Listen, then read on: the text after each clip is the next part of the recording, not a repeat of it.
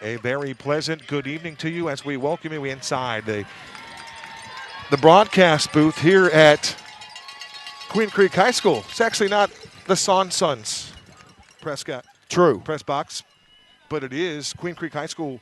I'm Kevin Derryberry, and James Poovey will join me in just a moment. We are at the top of the stands here in Queen Creek, in the gorgeous town of Queen Creek. It is a long, long way from civilization, I can assure you that. But we've got high school football on the docket tonight on Red Mountain TV via YouTube. And tonight it's Red Mountain at 2-2, taking on the Queen Creek Bulldogs at 3-2. And let me just say this, as they put 12 minutes up on the Longines scoreboard, as of right now, you can only play the games on the schedule, and you can only live in the moment. This is the moment for Red Mountain football. They need to win this football game, James. There's no question about it. Well, they come in, Kevin, with an overall record 2-2, and a very important game here against a very tough Queen Creek team. We think back to the last time we were here on this field, a very special night as we knocked the Queen Creek Bulldogs out of the playoffs to continue on. And I'm sure that's fresh in their memory, but Red Mountain is ready to go here tonight. And they would love nothing more than to come out here on the road tonight and get a solid win. Huge opportunity here, and we are underway. On the far side of the field, that's Butcher. He fumbles the kick. They give it to Butler on a reverse. Butler makes a man miss, and he'll finally be brought down right near the 20-yard line. Little razzle-dazzle for Capsicahama's special teams. The special teams tackle made by Queen Creek. It looked like 44. Jarian Fields was in on the defensive play, and a special teams tackle credited to number 9, Colton Miller, his 23rd tackle of the season. And here comes Red Mountain with the football for the first time this evening. It'll be Evan Swoboda at quarterback. And for Swoboda, he's having himself a nice season. It's been a slow start, but he's got things going. He's rocking and rolling now. 432 yards through the air, and they start with a pass play.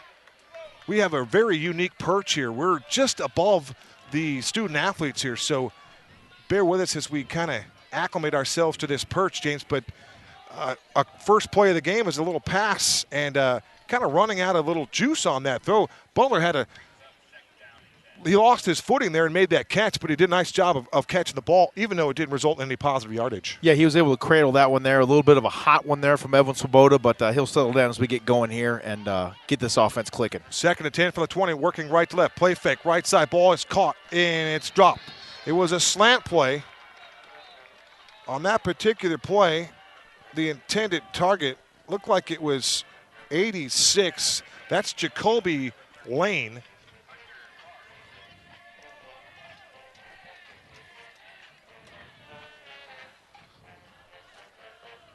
We continue to seek that out. Kai Hanohano will check in at one receiver spot to the near side. In the slot, it's Georgie Ramirez. Anthony Carrington will start at the other spot. Ball is complete on the far sideline. Making that reception out of the backfield was Nas Bryant. Good hands there by Nas. Unfortunately, he's not going to get the first down. Call it about a 3-yard pass play. Swoboda to Nas Bryant, and that'll bring up a 4th, and we'll call it a long 3 on this opening series of the contest for Red Mountain. Disappointing that time for the Red Mountain offense. You could tell by the body language as they came off the field. They were disappointed that drive stalled like it did, but they're going to get another chance at it here once they get to play a little bit of defense first. Sad that they weren't able to get something going offensively there on that first series. Luke Evans in punt formation, and he gets a high booming punt down the middle of the field, and their return man is there. He took a high carom, and Miller on the return, he got dropped immediately. Special teams tackle by the Butler, Jared Butler, JB getting it done. Nice tackle there by Jared Butler. He comes in there and picks up his 36th tackle of this season. He's just 2 behind Parker McClure, the leader in tackles. Great job that time by JB. Jared Butler squaring up on the ball carrier. Wasn't sure if he was going to let that one trickle by or go ahead and field it. He ended up fielding it, and Butler right there for the stop on special teams. At quarterback for Queen Creek will be Devin Brown. Devin Brown's a 6'4", 185-pound junior quarterback. A right-handed signal caller. has a offer, and he's accepted the offer. He will attend Cal Berkeley to play football. The turn, the give, they run it to Barlow on the far side of the field, and Barlow is going to have a little bit of a crease and pick up positive yardage. Ethan Peterson in the area over there to make that stop on Peyton Barlow, and really for this Queen Creek offense led by their head coach Joe Germain and Travis Sherman doing a nice job with the offense as well. And these guys will be led by their outstanding tailback. That's going to be Peyton Barlow. Barlow does just about everything on this football team. Another two-way kid. Brown, a play fake. They set up a screen to the far sideline, breaking a tackle, slipping another tackle, and then hopping his way into Red Mountain territory is the running back. Check that. That's the tight end making that reception right there. Nice play there by 80. Luke Gonzalez.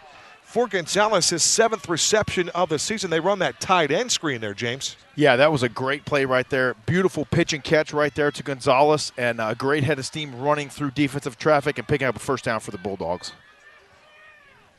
Queen Creek wearing their purple and gold, but their black uniforms here. And there's a big hole down the sideline and taking it into the end zone. That is going to be a touchdown for Queen Creek's Peyton Barlow.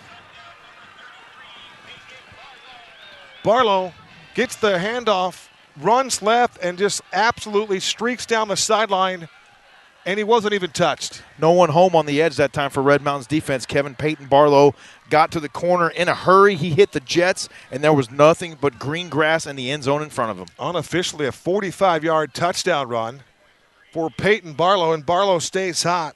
For Barlow last week, 25 totes, $147. He also had 2 receptions for 20 yards. Now it looks like the Bulldogs want to go for 2. Kind of a gadget play here. They had everybody spread out. They snapped it, and now they're going to say the 2-point conversion is good. Scoring that 2-point conversion for Queen Creek was their wide receiver. That's Hunter Barth. So Barth breaks the plane of the goal line. He is awarded the 2 points, and with an even 2 minutes gone by in this first quarter, it's 8-0 Queen Creek. Yeah, Queen Creek comes out right away at home, striking first here on the Red Mountain Mountain Lions. A little bit of an unorthodox formation there for that 2-point try. The defense for Red Mountain not really sure where the football was going, and before they knew it, it was a direct snap and in for the 2-pointer. Unofficially a 45-yard touchdown run for Peyton Barlow, and that's how this game starts with the scoring. And it's Queen Creek drawing first blood here in this one, and Red Mountain will be challenged immediately. We'll get you some keys to the game here. Defensively, it's all about stopping the run, and they missed on that first drive, but they'll be able to go right back to the second key to the game here, and that is in-game adjustments. Kyle Enders, there's nobody better than Kyle Enders, and I can see Coach Enders working with that defense right now. He's in front of that monitor, and looks like there's a little bit of an animated conversation going on there, but the ability to have the film at your disposal immediately, Coach Enders is going to work here as Red Mountain will go right back to work with the return of the kick. It's Butler. Butler with a big hole up the middle, and Butler's going to get hammered around the 40-yard line. But it was a short kick taken around the 10, and Daniel Butler, the beast, doing a nice job there hitting that hole and giving Red Mountain some really good field position here as they're now chasing 8. An outstanding return there for Daniel Butler. He's able to get through traffic. He's only 5'6", 155 pounds. They can't pick him up a lot of times. And before you know it, he's got a great return almost out to the 40-yard line. Good starting field position here, and another chance for Red Mountain to get something going on offense. So here it is. Evan Swoboda back in there. 664 yards of passing here on this young campaign. They fake it, and now it'll be the second man through. Looks like it was Villanueva, and they just absolutely stand him up and gang tackle him. Trey Reynolds among the fellows that were there. Also in on the defensive pursuit was Aiden Wisner. Wisner is a defensive end, 6'3", 200-pounder. That's good size on that right side, James. Indeed, and Red Mountain has got to do a better job of getting a push on the offensive line, firing off the football, and not letting anything come through on these defensive linemen for Queen Creek. They've got to get their hands on them right away. Jacoby Lane in that receiver group right now. No Lennox lost the dime. He's out ill. Swoboda wanted to go deep. He checks it down underneath. He drops it off for Butler. Butler's going to be thrown down by Trey Reynolds. Trey Reynolds is a man amongst boys, the 6A conference leader in tackles with 70+. And Colby Littleton also in on that pursuit as well. But Trey Reynolds, he is an absolute man-child. Leads the 6A conference in tackles. That was his 76th tackle of the season. And he got a little angry with that spike of Daniel Butler. He did. Wrapped him up really well and finished the play. Gain of 4. Swoboda with time. He throws it underneath. The ball is going to be dropped. The ball was right in the breadbasket for Gage Skidmore, and Gage Skidmore unable to haul that one in. And that will result in a 4th down. And that means that it'll be a punting situation for Josh Barge's offense here. His team trailing by 8:35 to go in this opening stanza. We are out here, way out in the East Valley, the home of the Queen Creek Bulldogs on Red Mountain TV tonight. Kevin Derryberry alongside James Poovey. And very unfortunate at that time that Red Mountain, once again, the drive stalls. Here comes Luke Evans again, and another great punt.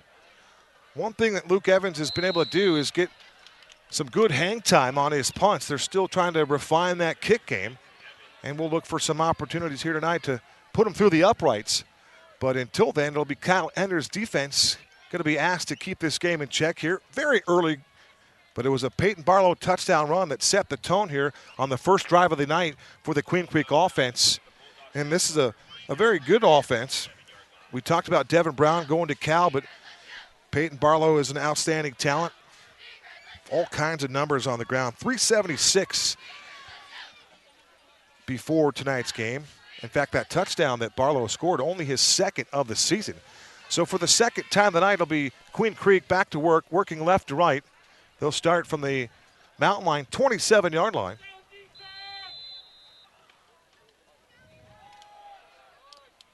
They drop it off. Actually, it's a handoff this time. Barlow once again. He'll be the bell cow. Skylar Edmonds comes up to make the tackle for the Mountain Lions. Nice tackle there by Skylar Edmonds. It's all about health, James, with Skylar, and he continues to be really a standout defensively. His 25th tackle of the year right there. Great job penetrating that time, using what the defensive line gave him. They plugged up the holes. A little bit of penetration there. Skylar Evans making the stop. Queen Creek going with a little bit of a heavy look there on the left-hand side and trying to get a little bit more running room there for Barlow. 3 wide receivers now with a tight end. We get a whistle here. Looks like the tight end was Colby Garvin, listed as a wide receiver, but has a tight end body. Queen Creek coming off a 24-14 win over Highland last week, and when you beat Brock Farrell's football team by 10 points, that's an impressive victory. They knocked off the Hawks, who were unbeaten at the time. 24-14, that's a solid victory for Joe Germain's football team. Yeah, Brock Farrell has got the Highland Hawks clicking this season. They're having a great year so far and an impressive victory if you're able to defeat that football team for Queen Creek. Just to give you an idea what Peyton Barlow does, in that game last week, I just mentioned it briefly, 25 totes, $147, 2 receptions for 20 yards. Then he had 5 tackles, 3 of those unassisted, and an interception against the Highland Hawks. Some Peyton kind of Barlow, game. He's what they call a dude. He is a dude, indeed. So here we go. There goes Davey Morales, the leading receiver for Queen Creek, in motion. Laurie applied pressure to the outside, and the pass is going to be dumped off over the middle. Making the catch was Garvin. Number 22 came in there to make that tackle. It was Parker McClure along with Andrew Bonham. Making the reception was Colby Garvin, his first catch of the game. And that is good for about 8 yards, which will be a 1st and 10 upcoming here for Queen Creek and their quarterback, Mr. Devin Brown. He'll use Davey Morales, a sophomore wide receiver. He's just 5'7". Back to pass. Throwing over the middle. The ball is incomplete. That ball had a lot of juice on that. Georgie Ramirez was in the area ball hawking. He breaks it up. Intended target, I believe, was Hunter Barth. And let's give it up to those guys on the inside that time, Kevin. Number 53, Josh Campos, applying the pressure inside, getting penetration up the middle, and forcing that errant throw that time from the quarterback for Queen Creek. An excellent job penetrating that time for the defensive line of Red Mountain. Welcome back, 53, Josh Campos. Kyle Ender's defense dialing up a blitz here, and they run it, and breaking tackles is Peyton Barlow. There he goes. He's loose again, down the sideline at the 30. Still loose. He's going to go in. 20, 15, 10. Touchdown, Queen Creek. Red Mountain lost containment once again on that left side, and Peyton Barlow got free, and he has scored his second touchdown of this first quarter at the 7:03 mark. It's 14-0 Bulldogs. Extra point pending. We talked about the dude, Peyton Barlow. Yeah. That was the gash right there by Peyton Barlow. Georgie Ramirez trying to make a play on him on the far side over there. Peyton gave him a little bit of a dead leg that froze Georgie for just a moment, and then he took off to the races. Yeah, a little start-stop there. That's an impressive stutter step. They threw that swinging gate once again. Lining up the point after try here. Should be 88. That's Josh Ingram. He is 16 of 17 in point after tries, make it 17 of 18. They went for two their last time. The kick is good with 7:03 remaining in this first quarter from Queen Creek High School. Our score, the Bulldogs 15, the Red Mountain Mountain Lions 0. Right now, Coach Ender's defense has to go back to the drawing board. They need those in-game adjustments immediately. And now we talked about it. First key of the game is stop the run. And they're going to have to shore it up here pretty quickly. Yeah, well, what he's probably going to have to end up doing is go ahead and bring in a few more guys up into the box, which is now going to open up a little bit more passing room for the quarterback, Devin Brown, for Queen Creek. And so it's going to be a catch-22 here, but Red Mountain's defense line has definitely got to do a better job of keeping outside contained because right now there is none. What a call by Travis Sherman for Queen Creek. I believe that Red Mountain was in a run blitz, and they just went right through that. They split the D, breaking tackles, and then as you mentioned, he put a little juju on Georgie down that sideline, and then he broke another tackle, and that was the difference. So the Mountain Lions are going to have to shore up the tackling here early on in this one. Queen Creek led 14-0 over Highland last week before Highland got back in the ball game, so hopefully Red Mountain can do the same here tonight. Once again, they return it, and going right up the middle with a football was the return man. That's Cooper Beecher, and Beecher's going to take it out to the, we'll call it the 29-yard line. Nice return there. Special teams tackle there by Jerry and Fields. And here comes Evan Swoboda for the third time tonight. And, you know, we talked about it. I know James and I, when we talked at dinner, what you were feeling about this game, whether they have to shoot out or not. It looks like Red Mountain's offense is going to have to get in gear here and look for some big plays here right away. Take some chances. Looking for a home run ball right away, and they go to Bourne, and Bourne gets tripped up. Bourne's going to be tackled by Hunter Barth, and I believe Drake Bourne was going to get himself open, and you have to like that play call. You're down big. Might as well start taking some chances going deep. Well, you're going to have to take a chance. You're on the road. You're down 15-0 in the first quarter. There's still almost 7 minutes left in the first. You got to take a shot. You're kind of taking yourself out of the ability to get your run game going and maybe start looking at the passing game. Now you got to go to the air with it. We are on the opposite side of the home stadium, and we did not get access to the officiating team here this evening. So we apologize for that. As soon as we gain that information, we will pass it along to you. So big play there. Drake Bourne was interfered with, a 15-yard penalty. So positive yardage here. This will be Jalen Daniels taking the snap here for Red Mountain. It's a quarterback draw. It's a design run, and he fumbles the football, and Queen Creek's going to come up with the rock. So Jalen Daniels, his first snap of the ball game, he runs it on a design run, gets hit, fumbles the football, and Queen Creek has recovered it. Well, one thing you cannot do when you're down 15-0 in the first quarter is turn over the football. Good to see Jalen Daniels come into the football game, try to get something going offensively, but unfortunately that right there is a drive killer. That's going to sting just a little bit. Now you set up Queen Creek with another short field, and you bring Peyton Barlow right back out onto the field. Barlow already really close to 100 yards now. I have unofficially about 4 carries for 96 yards and 2 touchdowns. And they're going to have to find a way to put a hat on 33 here quickly. They're going to have to put a hat on a couple of guys right now, Kevin. And this defense for Red Mountain has basically been on the field since the kickoff.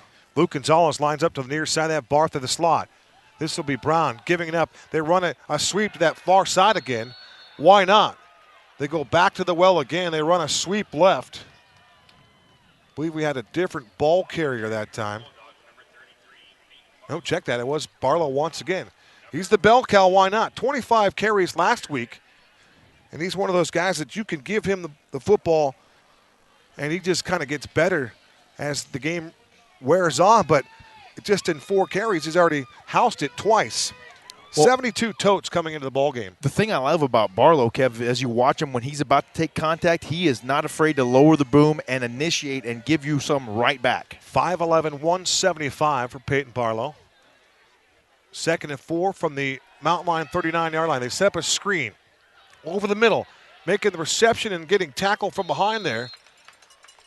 Looked like Josh Campos got a hand on the Achilles heel of the wide receiver. That is Casey Scholl. Scholl's first reception of this contest. Penalty marker down. Let's see what this one's all about. It's 15-0. If you just turned on the boob tube and want to find out what's happening, it's been a quick start for Queen Creek here. Red Mountain won the toss, got the football, and went 3 and out in their first series. And then they got the football here after 2 touchdown runs by Peyton Barlow, and then Jalen Daniels just put it on the carpet. So that's the first turnover of the game recovery to Queen Creek, and you don't want to give them extra possessions right now, JP. Absolutely not. 3 wide receivers to the wide side. Christ Blakely, one of those. They run a pass play, and breaking the tackles and streaking down the sideline is number 2. That is Davey Morales. He's the leading receiver on this football team. For Morales, his 21st catch. And if it wasn't for Parker McClure, a touchdown-saving tackle, you would have seen Davey Morales race into the end zone. For Morales, I mentioned his 21st reception of the season. There's a penalty on the play. This one might be coming back, and that would be good fortune starting to surface for Red Mountain, trailing here 15-0. But for Morales, last week, 4 catches for 45 yards. He does have 2 touchdowns for this club. In fact, for Joe Germain's football team, he has 4 receivers that have 2 touchdowns. And that's a pretty good number. You talk about spreading the wealth. We mentioned it with Evan Swoboda and the 9 different receivers that caught balls for Red Mountain last week. I call it sharing the sugar, and Queen Creek does it a little bit too. So 2 big penalties that push the Bulldogs back. Let's see if this Red Mountain defense can't capitalize here. And they now need to start creating some turnovers here, James. Indeed, they do. They need to pin their ears back and keep the pressure coming. But right now it's a really good chess match because that last one there, Red Mountain had the great defensive call on. They were bringing the pressure. They dialed it up. But Queen Creek had the perfect play call on, the little screen over the top of the defense. And right there, Kobe Sarna has checked in on that right side. This will be a 2nd and 22 from the Queen Creek 42-yard line. There goes Trey Reynolds in motion. He lines up at tight end. Brown back to throw, looking left, fires left. The ball's incomplete.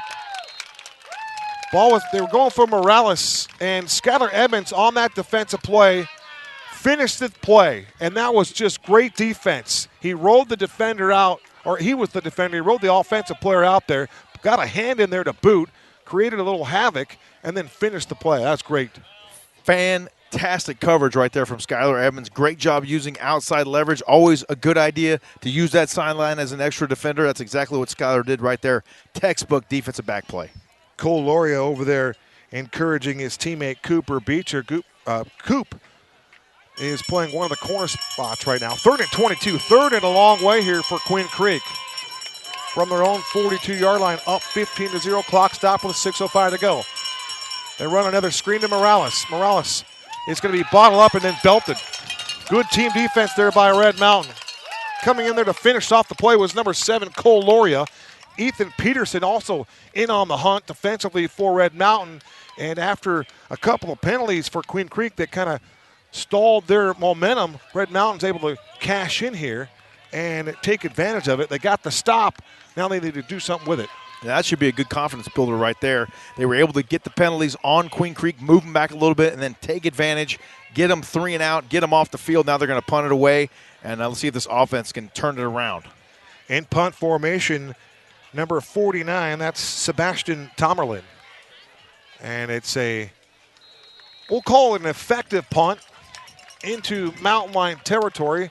The Mountain Lions will get the football for the 4th time of this opening quarter, still trailing 15-0. But you like the play call. First play of that last sequence, they dialed up a long bomb to Drake Bourne. Unfortunately, they tripped him up and committed the infraction, and Red Mountain wasn't able to do anything after that fumble. But here it is, another chance. Some new life for Red Mountain here. Let's see what they can do from the 31-yard line.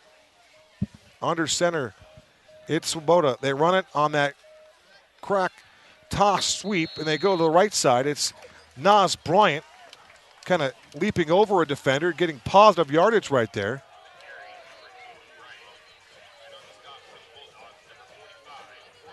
Defensively for Queen Creek, it's the other Reynolds. You've got Trey Reynolds and Porter Reynolds. Porter Reynolds is the younger. Here's Peyton Barlow, the leading rusher of this ball game, lined up at a cornerback spot.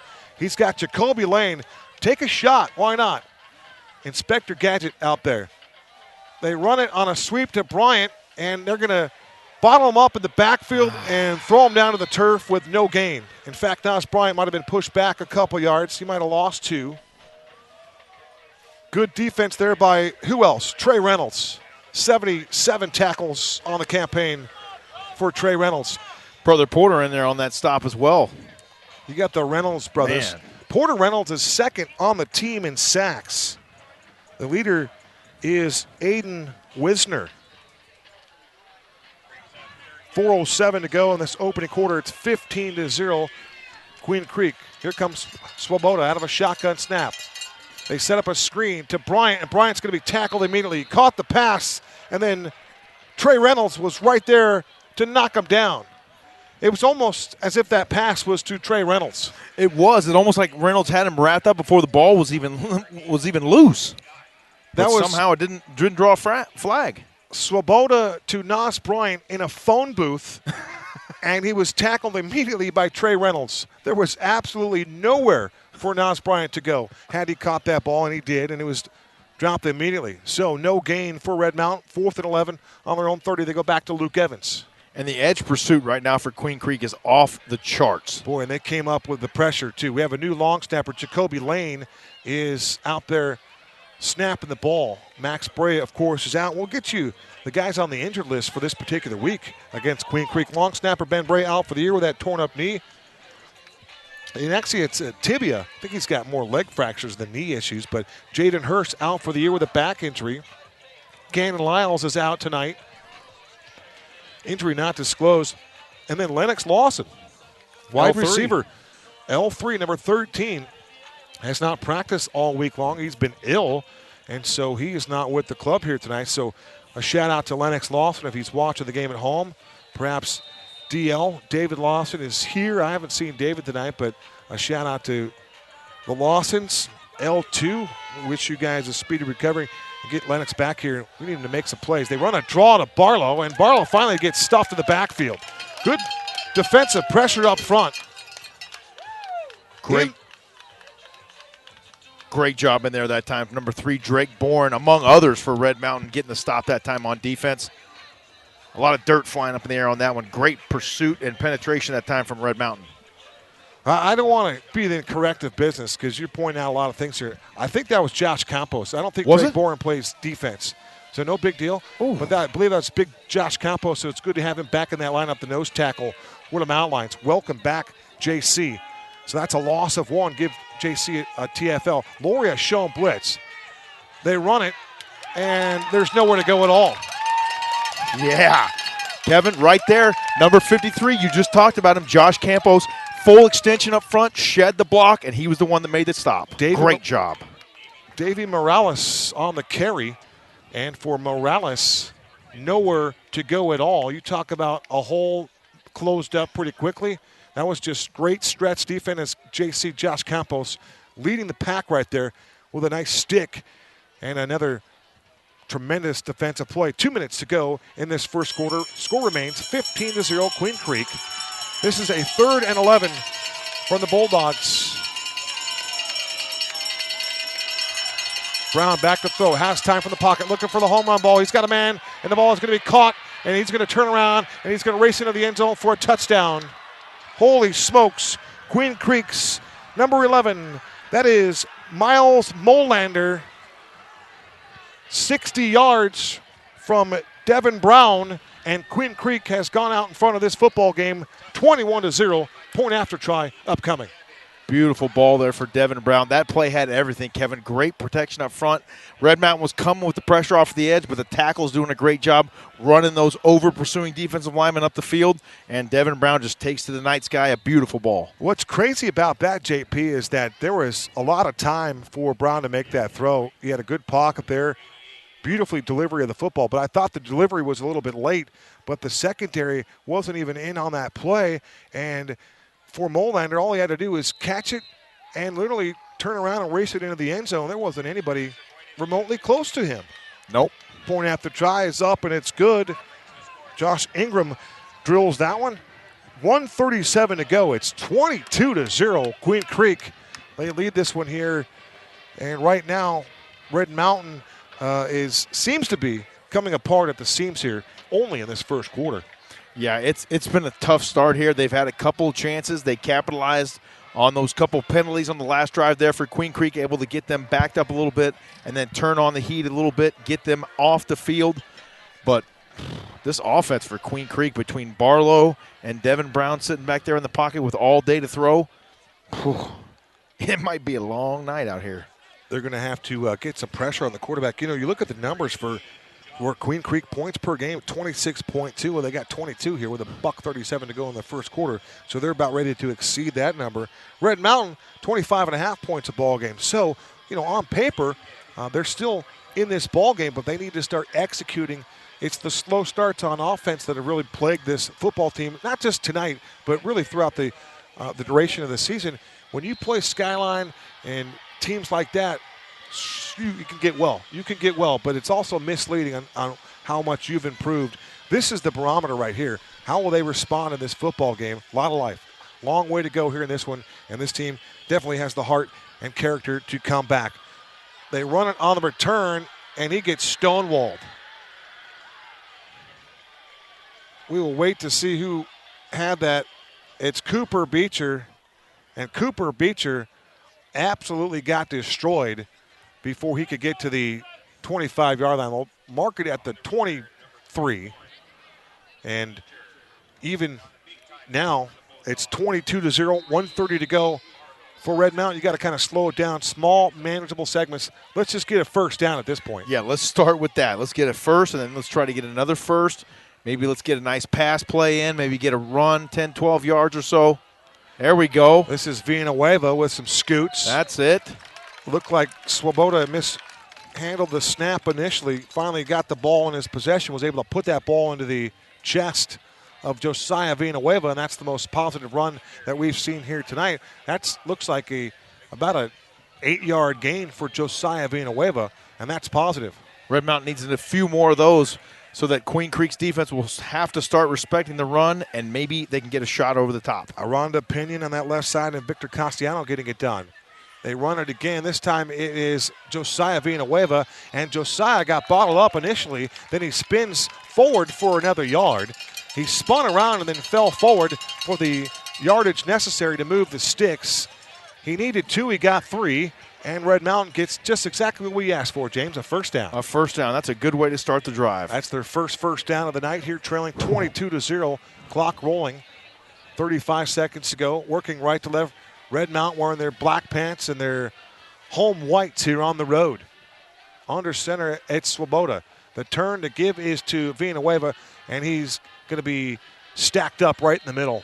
No running lane at all, and no ability to get off the ball here. The offensive line here just kind of stalwarted right there. Can't get it going. Yeah, it was just a mass of humanity there in the middle. Unfortunately, Villanueva not able to break it to the outside where there was a little bit of room to run. He just kind of ran right up into the mess that time.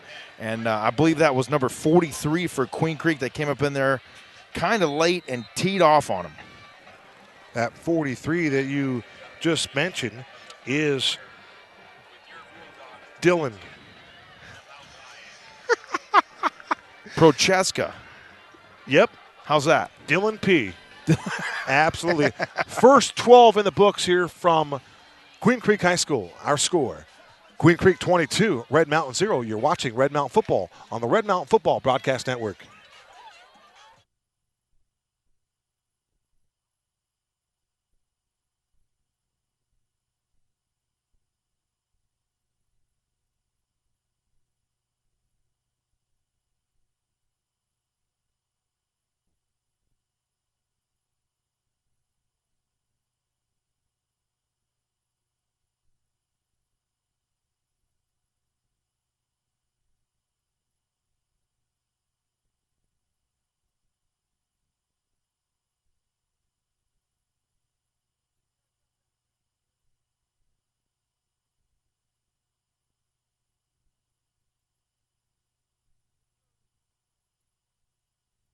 Here in a minute, so get ready. We welcome you back to Queen Creek High School on the Red Mountain Football Broadcast Network. Kevin Derryberry alongside James Poovey, 22-0.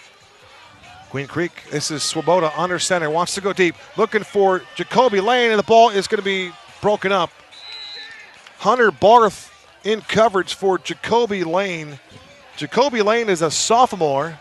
His brother, his half-brother, is Chase Lucas with the Arizona State Sun Devils. And for Jacoby, just up from the Jays this week, one of those kids that can stretch the field. More of a possession-type receiver, but he's got a great body, and he's an acrobat, and he's got really good hands. He's got the length and the speed, too, Kevin. He can accelerate and beat a lot of these DBs, and that was great to see Red Mountain taking a shot right there on that one. I've seen him make some catches at the lower levels, and that's why I gave him the name Inspector Gadget. There you go. He's got some ability. 3rd and 9 from the 36-yard line. Swoboda, shotgun snap. Has some time. Throws it over the middle of the field. The ball's caught by Bourne. And Bourne's going to be dropped inside Bulldog territory around the 47-yard line. And right there, that was great patience for Swoboda. Good footwork there in the pocket. And he delivered a strike to Bourne. And I credit the offensive line for the amount of time he had. And then how about Bourne continuing to work to get open. Saw his quarterback in that turmoil and was able to get in position to make a nice catch and a first down. Fantastic team football right there. Great protection up front from the offensive line. Swoboda, give him credit as well. He thought about pulling the trigger a little early, double clutched it for a moment. Maybe he didn't want to force a bad throw. Great decision. Found Drake Bourne working back to the football. First down, Mountain Lions. Showed a lot of poise on that particular sequence that Evan Swoboda. Here we go. 1st and 10 from the Queen Creek 47-yard line. Red Mountain needs to get some points in a hurry. Great crowd on hand here. Homecoming, Kev. And on a homecoming game in limited capacity. They run a sweep to George Ramirez, and Ramirez turns the corner up near the hash marks and gets another positive run. We'll call it 5, maybe 6 yards for Georgie.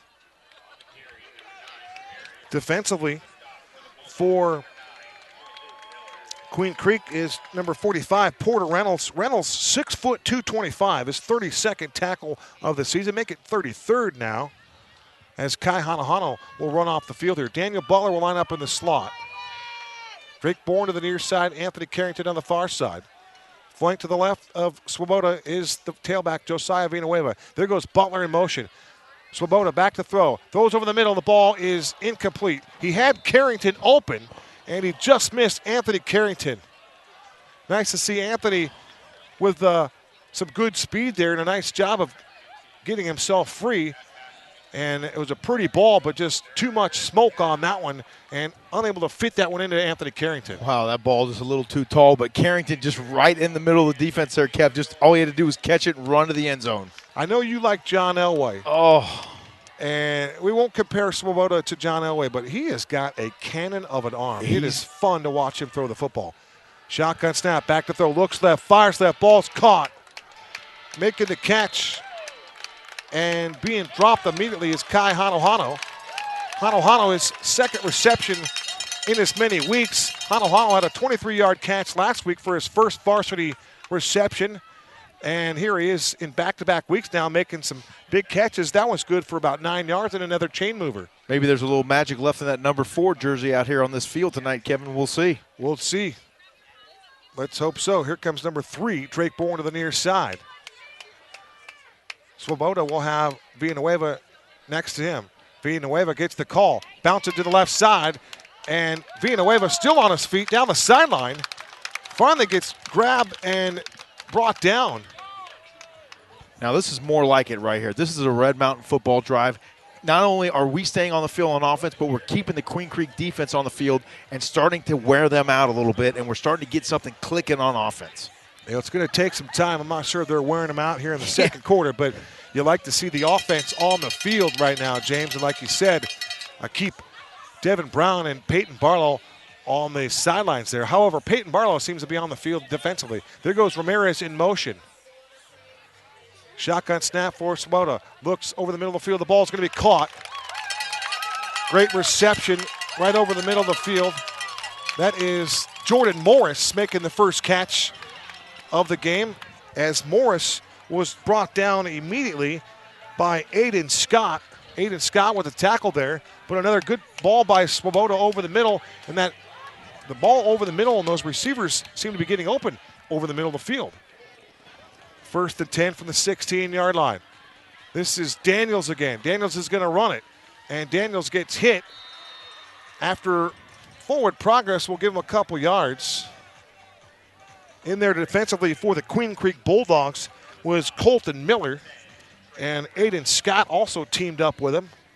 A couple of big dudes. You look at Aiden Scott, James, he's 6'3", 225. Gosh.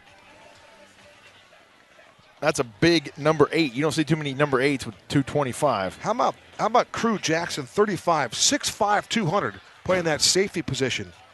He's an honorable mention player as Crew Jackson. In fact, he committed to K-State here earlier this week. Here comes Swoboda, back to throw, looks for the end zone, throws towards the end zone, and the ball is going to be broken up. Red Mountain fans wanted a penalty marker. That was Kai Hanohano, as Hanohano doesn't make the catch at the goal line or close to, and then he goes and retrieves the ball for the official. That's a good sport right there for Kai Hanohano, as Jalen Daniels now will come onto the field here. Interesting setup here. It's 3rd and 9. Ball's on the Queen Creek 15-yard line. It's Daniels will be the quarterback here. So when Daniels has come in before, it's been a design run play. Let's see if Daniels is going to throw the ball here on 3rd and 9. Interesting choice of a quarterback play here. Daniels in an empty set. There goes Josiah. They fake it to him. The ball's thrown to the end zone. The ball's going to be caught for a touchdown. It's Jordan Morris. What a strike by Jalen Daniels. And Jordan Morris right there to make the catch and cross the goal line and score a touchdown. 15-yard scoring strike. Jalen Daniels to Jordan Morris. And for Jordan Morris, the tall kid, that's his second touchdown in as many weeks. Yes, great job there. Morris just got off the line in a hurry, right down the seam. Great protection up front. Jalen Daniels with a rocket right at the 2-yard line. Pitch and catch, touchdown, Mountain Lions. And here comes the point after try once again, and this time it goes wide left. If I'm Coach Peterson, I got to start going for 2. I've just got to go for 2. I can't take the chance to continue to miss those point afters, especially in a game like this. It's 22-6. Yeah. You got nothing to lose. I'm going for 2 the rest of the way until we can get that hammered out. So tough break there for Luke Evans. But Jalen Daniels, his second career touchdown pass. This time it goes for 15 yards to Jordan Morris. And at the 8:30 mark of this first half, it's now 22-6. But Red Mountain did answer the challenge there with a nice drive. Yeah, and then you continue to answer that challenge right now with a great stop here on defense and get that football back. 8.5 minutes left in the half, plenty of time left for them to keep turning this tide around here in Queen Creek tonight. What that told me by Josh Bards was that he has confidence in both quarterbacks. Yes. And that is something that we have to look forward to. What a throw by Jalen Daniels. We often give Swoboda credit for the rifle. That time, Jalen Daniels put a little something extra on that one and a little vapor trail right there. And Jordan Morris, great hands. In fact, there were two guys there, so we'll talk about it later in the week. Did he throw to the right guy? Who was in the wrong spot? Because two guys were there. It doesn't matter at this point. You'll take the touchdown, and Jordan Morris. But it was a perfectly placed football, beautiful, too. Beautiful, gorgeous. Ball. So it's 22-6. Right in his hip pocket. Red Mountain needs to continue to play some solid D. So it's Luke Evans now. Let's see if he can't put one back in the end zone here. Ball spotted in between the hash marks on the 40. And Evans swings that right leg through. It's a low line drive kick. Taken on the far sideline and fumbled for just a second. Working on that far sideline and going nowhere quickly was the return man. A host of defensive players there. Darius Brown in the mix. Also in on the mix for Red Mountain was number 28 in there. That is Cooper Turley, banging people around. Nothing like banging bodies as a special teams running back. Cooper Turley getting it done right there. Turley in there banging them around. Great job. You saw the increased energy right there, Kevin. After that score for the Mountain Lions, the special teams unit ratcheted up a notch. Now we'll see what this defense can do. You kind of got a feeling that they could come back in this game. We haven't seen one of those storybook games in a while. We need one. It's either a blowout or a heartbreaker in the finals. It's nothing in between. Here goes Brown, back to throw. Here comes the pressure, and Brown's going to go down. He's going to be sacked. He's sacked on the play. Cole Loria was there. What a defensive play. Eli Palmer also in on that. Great play there as Brown goes down. First sack of the game, the 9th sack of the season for this Red Mountain defense. And Coach Enders dialed up a blitz right there, and that was tremendous. Good timing. Fantastic. A loss of 10 on that play. They showed it from the start. Right before the snap, they came, brought the pressure, and Queen Creek had no answer that time. Indeed. This will be a 2nd and 21 from their own 14-yard line. They give it to Barlow, and he's got, check that. They're going to go to the fullback. This is the fullback this time. Running the football was 42. That was Damon Cornett. And there to greet Damon Cornett was number 30, the leading tackler on this football team, Parker McClure, with the big stick. And that's an excellent stop. 7:17 to go till halftime. Now this right here, Kevin, is where the Red Mountain crowd needs to get up off their feet and make some noise. Let's go. JP playing cheerleader right now also. They run a little delay on the far side with some room and close to the first down. And getting the first down was 15 that time. Nice run there. A little delay. Yeah, we had to double check that. Didn't see that it was Brown. It was Larry Royal. Larry Royal Jr. They have two Larry Royals listed. We'll go with Larry Royal Jr. And good defense there by Red Mountain. Say it with me, Kevin. Ball security, boys. Let's go. Ball security is paramount. It's a snap. It's a free ball in the end zone. And the ball is going to go out of bounds. That should be a safety. That'll be a safety for Red Mountain. Cole Loria was the first one there to the football. So it's a botched snap, and right now the pendulum has swung the other direction here. The momentum is now in favor of Red Mountain. It took a touchdown and some solid defense here, and now you get an unforced error, a turnover for the Bulldogs, and here comes Red Mountain. Now here we come. That's right. We got to keep the momentum going. Plenty of time left here in the first half. 6 minutes, 19 seconds on the clock. They got a score that they needed. They got the stop they needed in fine fashion, by the way. Now they got to do it again on offense. Folks, if you could just see the body language from one team to the other here, you would not have any idea that Queen Creek is leading 22-8. They are leading 22-8, but Red Mountain has stolen the body language away from Quinn Creek.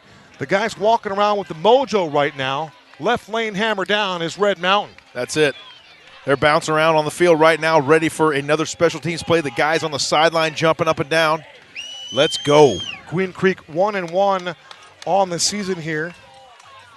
For the Bulldogs, they've outscored the opposition 131-95. And it's 22-8 here. Earlier this season, Castile beat Queen Creek 12-7. There's a short end over end kick. On the return, finding a little crease and taking it out to the 50-yard line is Red Mountain. That's how you start a drive right there. Great return. A new return man for Red Mountain. This is the first return of the season for Xavier Fendenheim, the 6', 145-pound junior free safety in on special teams. And that was a 35-yard return for Fendenheim. Fantastic job. He used his blocker in front of him there kind of as a decoy, rode him a little bit through the traffic, and then as soon as he went one way, he went the other and picked up about another 10 or 15 yards. Fantastic return there for Fendenheim. Aiden Peever at center, 6'1", 225. Robert Talamontes, the right guard, at 6'2", 250. And then Ian Newling, 6'1", 245.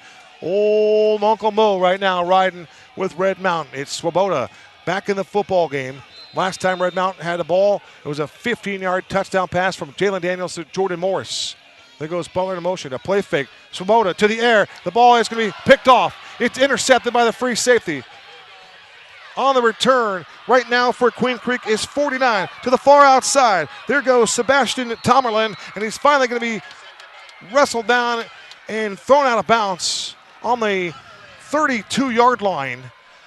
An interception for Swoboda. He was going for Drake Bourne, and they just misfired right there.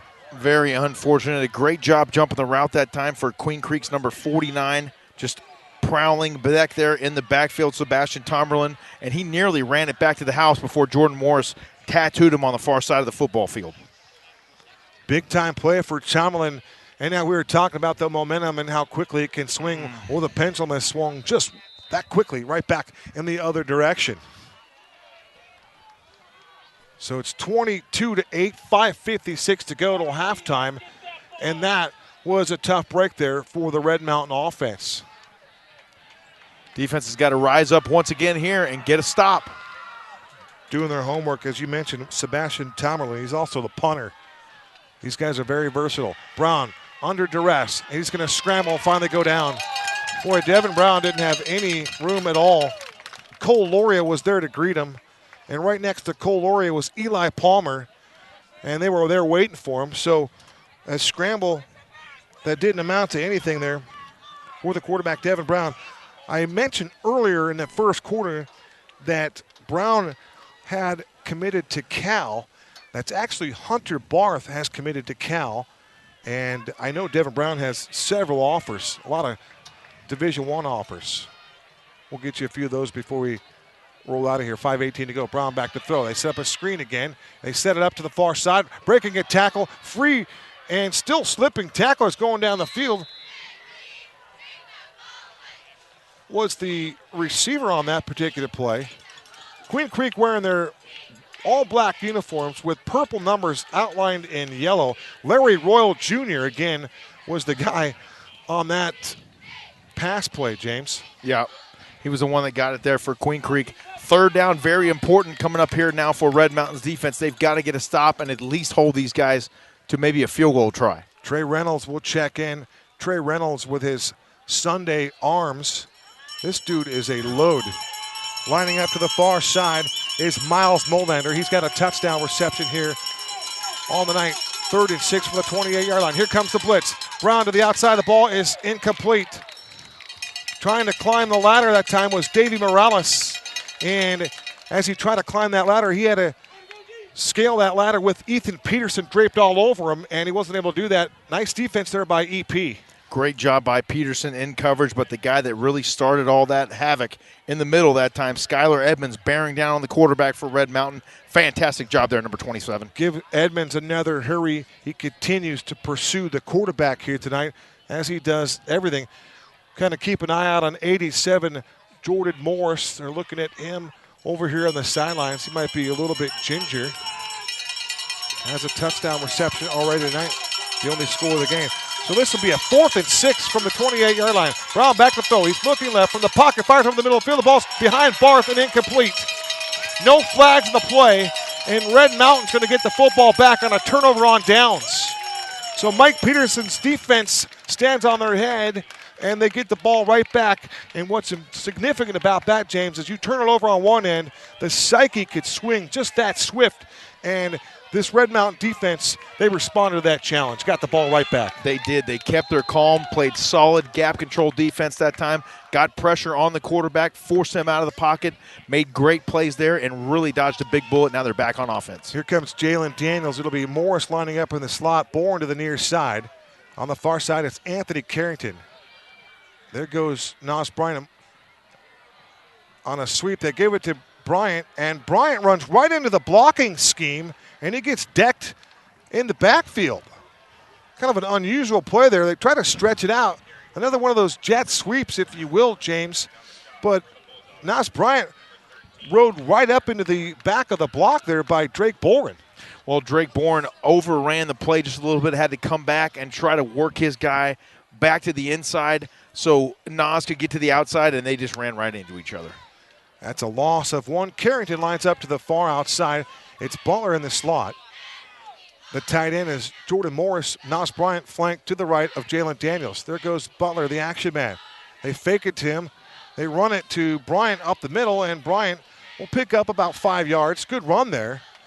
Good play fake, good deception. And you got to like the job up front by Castellano and Aiden Peevler. Yeah, they're paving the way up front, doing a great job from the center and the left guard position right there for Red Mountain. Ball security, they got to keep that ball high and tight as they get into traffic there because these Queen Creek defenders trying to rip it and strip it out. Porter Reynolds, what a specimen. He is a stocky young man. He's the defensive tackle. I mentioned his measurements earlier, 6 foot 225. He has got, some robust thighs. Sunday thighs, as you call I call them Sunday thighs. In fact, they're Parker McClure-esque. Yes. Is and Reynolds. That's saying something. Of course, Reynolds' dad played at ASU. 3rd and 8 from the 31-yard line. This is Jalen Daniels. Play fake. Daniels throws the ball to Morris, and the ball's nearly picked off. The ball nearly went the other direction on that sequence. Daniels nearly had that ball picked off by David Hicks.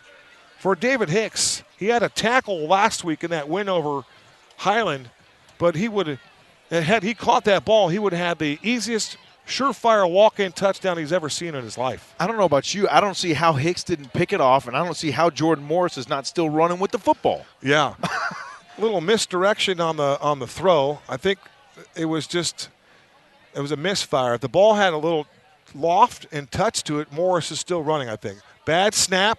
Evans gets it away. It's shanked, and it's going to come right towards us here on the 50-yard line, and it takes a Queen Creek bounce. So with 2:43 to go, it was a 3-and-out for the offense after a big-time stop, and they got the football on a turnover on downs. And right now, the offense is going back into sputter mode here. Yeah, they just can't seem to get the engine kick-started again. They had some great momentum on that one drive. They were hitting people in the mouth up front, moving that defensive line for Queen Creek backwards. And now they've got to find a way to light that spark again. One thing that we all have to really remember when we watch two quarterbacks develop, you have to be patient. And that's the system right now. It's a two-quarterback system.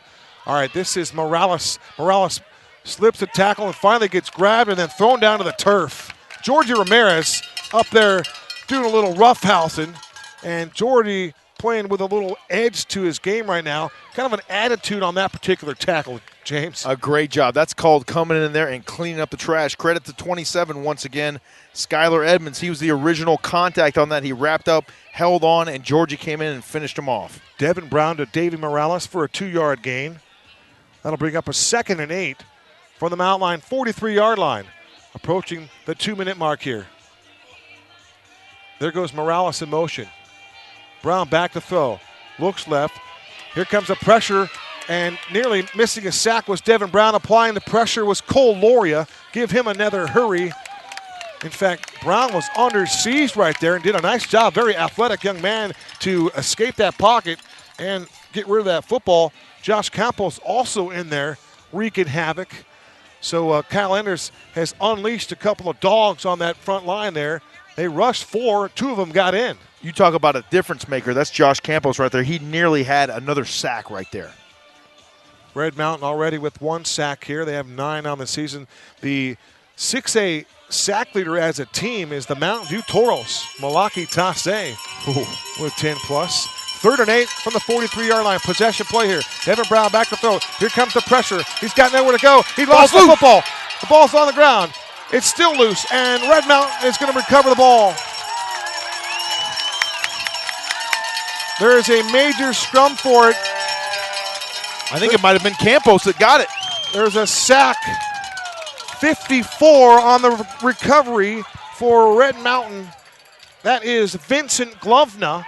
And the defensive end in on that play recovers the fumble. Great pressure on a great blitz by Kyle Ender's defense. Outstanding pressure. That's where it starts. They get that offensive line going backwards into the quarterback's lap. He's got to run for his life.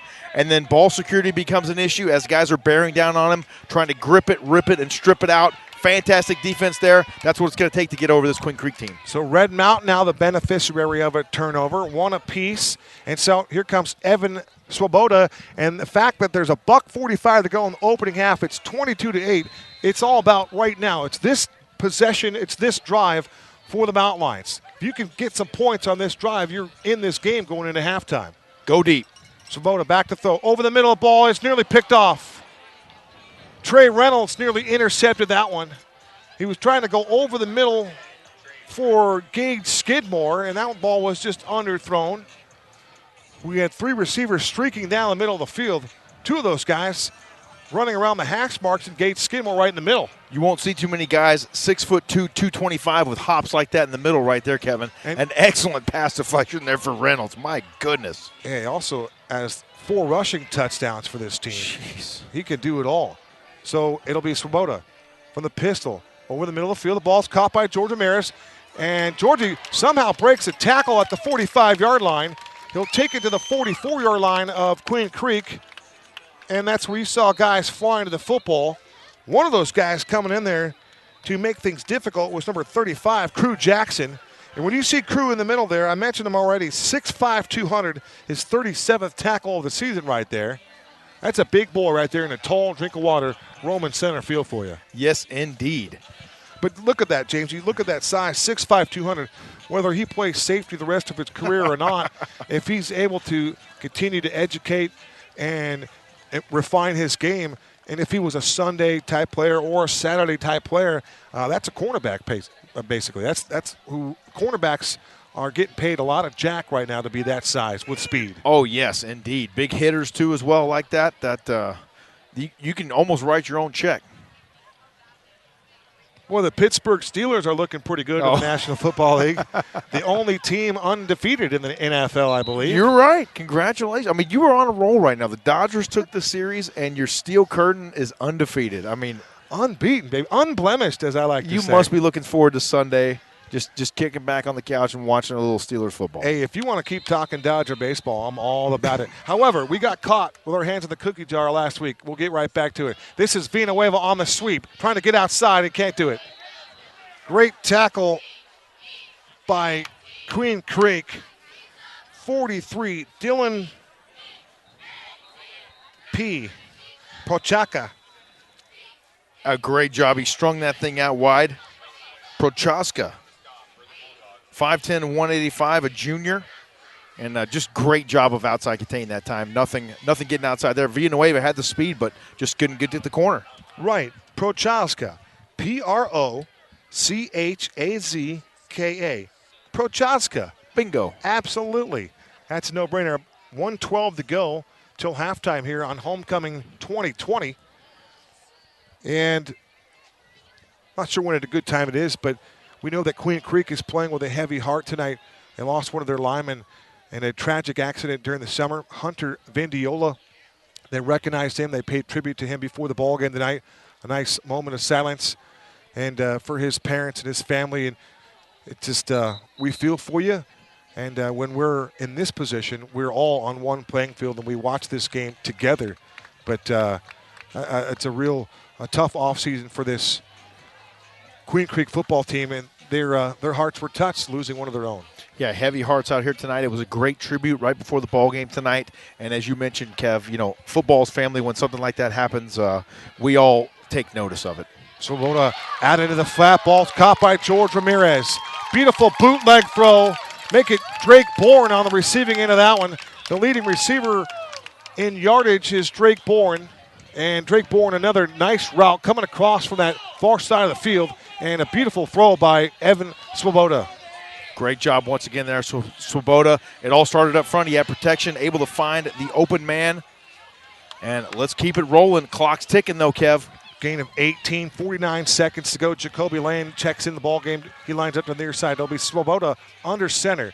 They run it to Nas Bryant. They run it left. Big hole up the middle, and Bryant's going to be grabbed and tackled around the 20-yard line. Boy, he took a shot there. Interesting play call there. I'm not sure if they were trying to catch Queen Creek napping there, but it took a little bit of time off the clock, but Red Mountain took a timeout right here, and they look pretty good here. Ball's going to be spotted on the 19-yard line when play resumes here with 35 seconds to go. The season is really all about this drive right here, right now. It is. The season and this game in particular, Kevin, you definitely want to try to score here. You're moving the football right now, 35 seconds to go before the half. And on that last play right there, I think Red Mountain trying to get a little bit of a delayed draw there. It looked like they had 2-3 techniques playing up front that time for Queen Creek, so they were trying to wait for that middle to open up. And Nas Bryant took a shot, but got some positive yardage there in the middle. Mountain Line fans, download the YouTube app now, and you can join the play-by-play voice of Red Mountain football, yours truly, and my color analyst, James Poovey, inside the press box tonight. Watch your Red Mountain Mountain Lines tonight on YouTube and hear the game inside the stadium. Glad you can be with us here. 35 seconds to go on homecoming. Red Mountain has a golden opportunity here to climb back in this game here with Swoboda. Rolls to the near side. Ball fired and caught.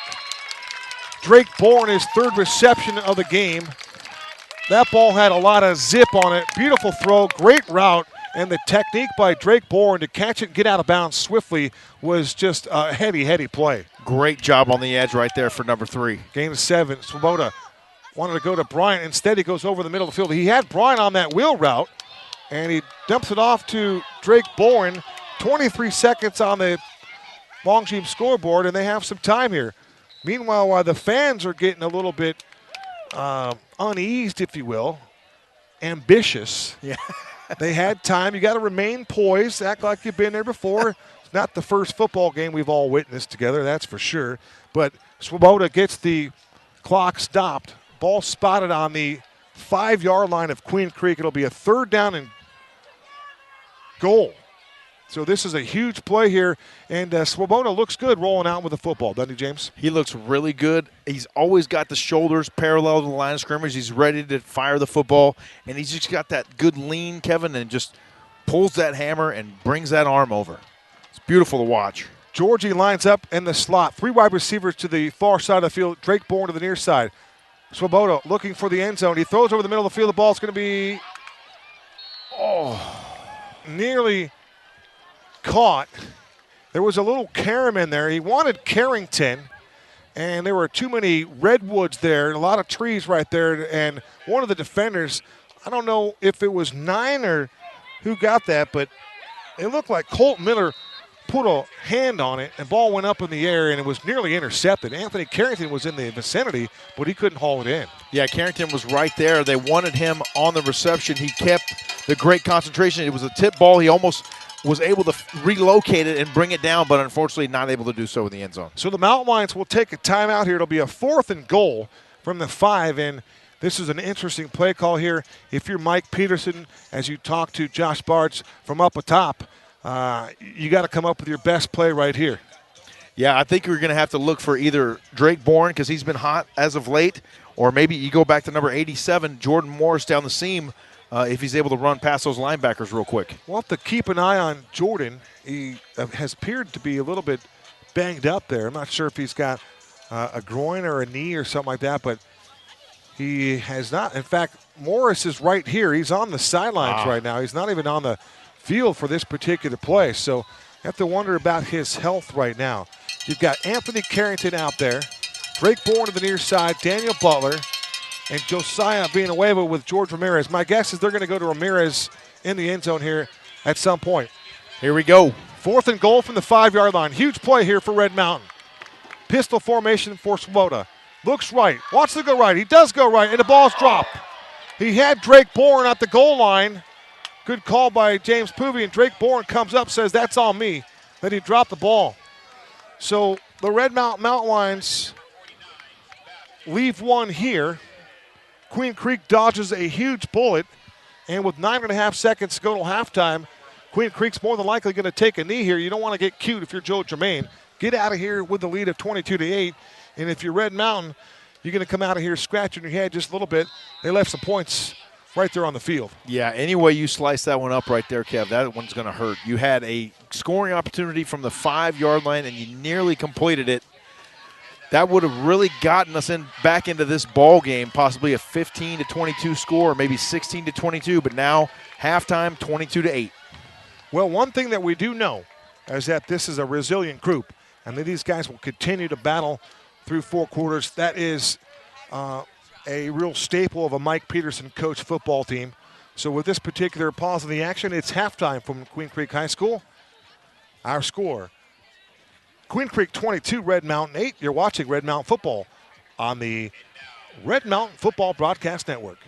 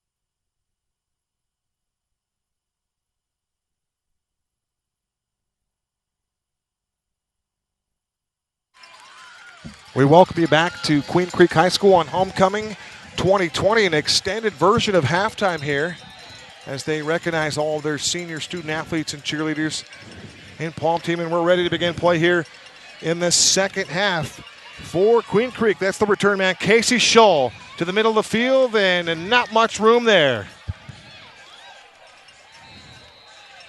Trying to rip that football out. Good job on special teams right there for Red Mountain.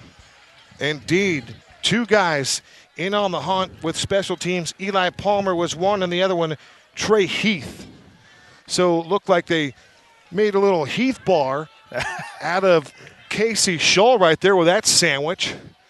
Nice defense there, and we just spoke to defensive coordinator Kyle Enders, and it's all about this drive right here and this stop.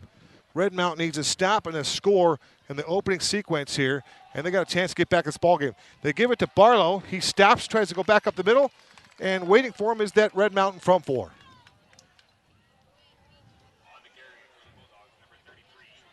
Eli Palmer again, along with Cole Loria. 22-8 here at the break. Before we took that halftime timeout, Drake Bourne had a pretty good throw into his chest right there at the goal line. He wasn't able to complete the reception. And that is how the half came to a close after a couple of plays for Queen Creek to down it. They go to Morales. He's got nowhere to go. Skylar Edmonds reads that play and tackles him for a loss. So Kyle Enders' defense comes out of the second half fired up. And we talk about the slow starts that's plagued this Red Mountain football team. They get off the bus, they're ready to go in warm-ups, and once they tee it up, they've been just starting relatively slow for really no answer. No rhyme or reason. They're just starting slow. Yeah, no particular reason at all. And so now they're going to have to climb back into this football game down 22-8. The defense doing great so far here on the first series of the second half. Right now they got to dig in and get a stop. Red Mountain coming off that big 46-10 win over Skyline. They're 2-2, and they want to win here to continue their playoff hopes in this season. They pass it to Peyton Barlow, and Barlow got spun around. The pass was behind him. He wasn't able to complete the catch, and that is going to be a fourth down now. So Barlow will jog off the field. Keep an eye on 33. He is their dude. So this will be a punting situation now for Queen Creek. They summons the punter. That is 49, Sebastian Tomerlin. Back deep, that two-headed monster, Daniel Butler and George Ramirez. And the Tomerlin left-footed punt taken there by Georgie. Georgie at the 45. Georgie at the 50. Tries to spin out of a tackle, and he's going to take it into Queen Creek territory. They'll mark him down around the 49-yard line. And that's where Red Mountain will go to work with their first possession of the second half. They trail it 22-8, and much like most of the game last week, James, against Skyline, they had short fields. Here it is. Ask and you shall receive. A short field, 49 yards right now, and they get back in this ballgame with a score here. Great to see the defense come out and do exactly what they wanted to do, get a stop on that first drive for Queen Creek, get the football back in Red Mountain possession. They've got great field position to start this drive at the Queen Creek 49. Here we go. Anthony Carrington will check in at one wide receiver spot. This is Swoboda. He wants to go for the home run ball. He's got Bourne, and Bourne is going to be defended there by Hunter Barth. And you love the aggressive play call. You love the aggressive throw. I'm not sure if there wasn't a foul in there somewhere. We take a look at the replay, but I thought Barth got a little too much of the jersey about 35 yards away. Yeah, he was a little too close for comfort if you ask me, Kev. No flag on the play, but not too sure about that one. That was a tough ball to catch, though. No doubt about that. It's 22-8 clock stop at 10:04. Here comes Swoboda out of the pistol. He leaves it for the tailback, and that's Nas Bryant. And Nas Bryant gets stuck at the point of attack. Kobe Littleton all over that play. Colby Littleton, a phenomenal defensive player for Queen Creek. 10 tackles last week. In fact, in that semifinal game last year, Colby Littleton had 15 tackles against the Mountain Lions on this 3rd down and 9 from the 47-yard line. Possession play here for for the Mountain Lions. There goes George Ramirez in motion. Shotgun snap for Evan.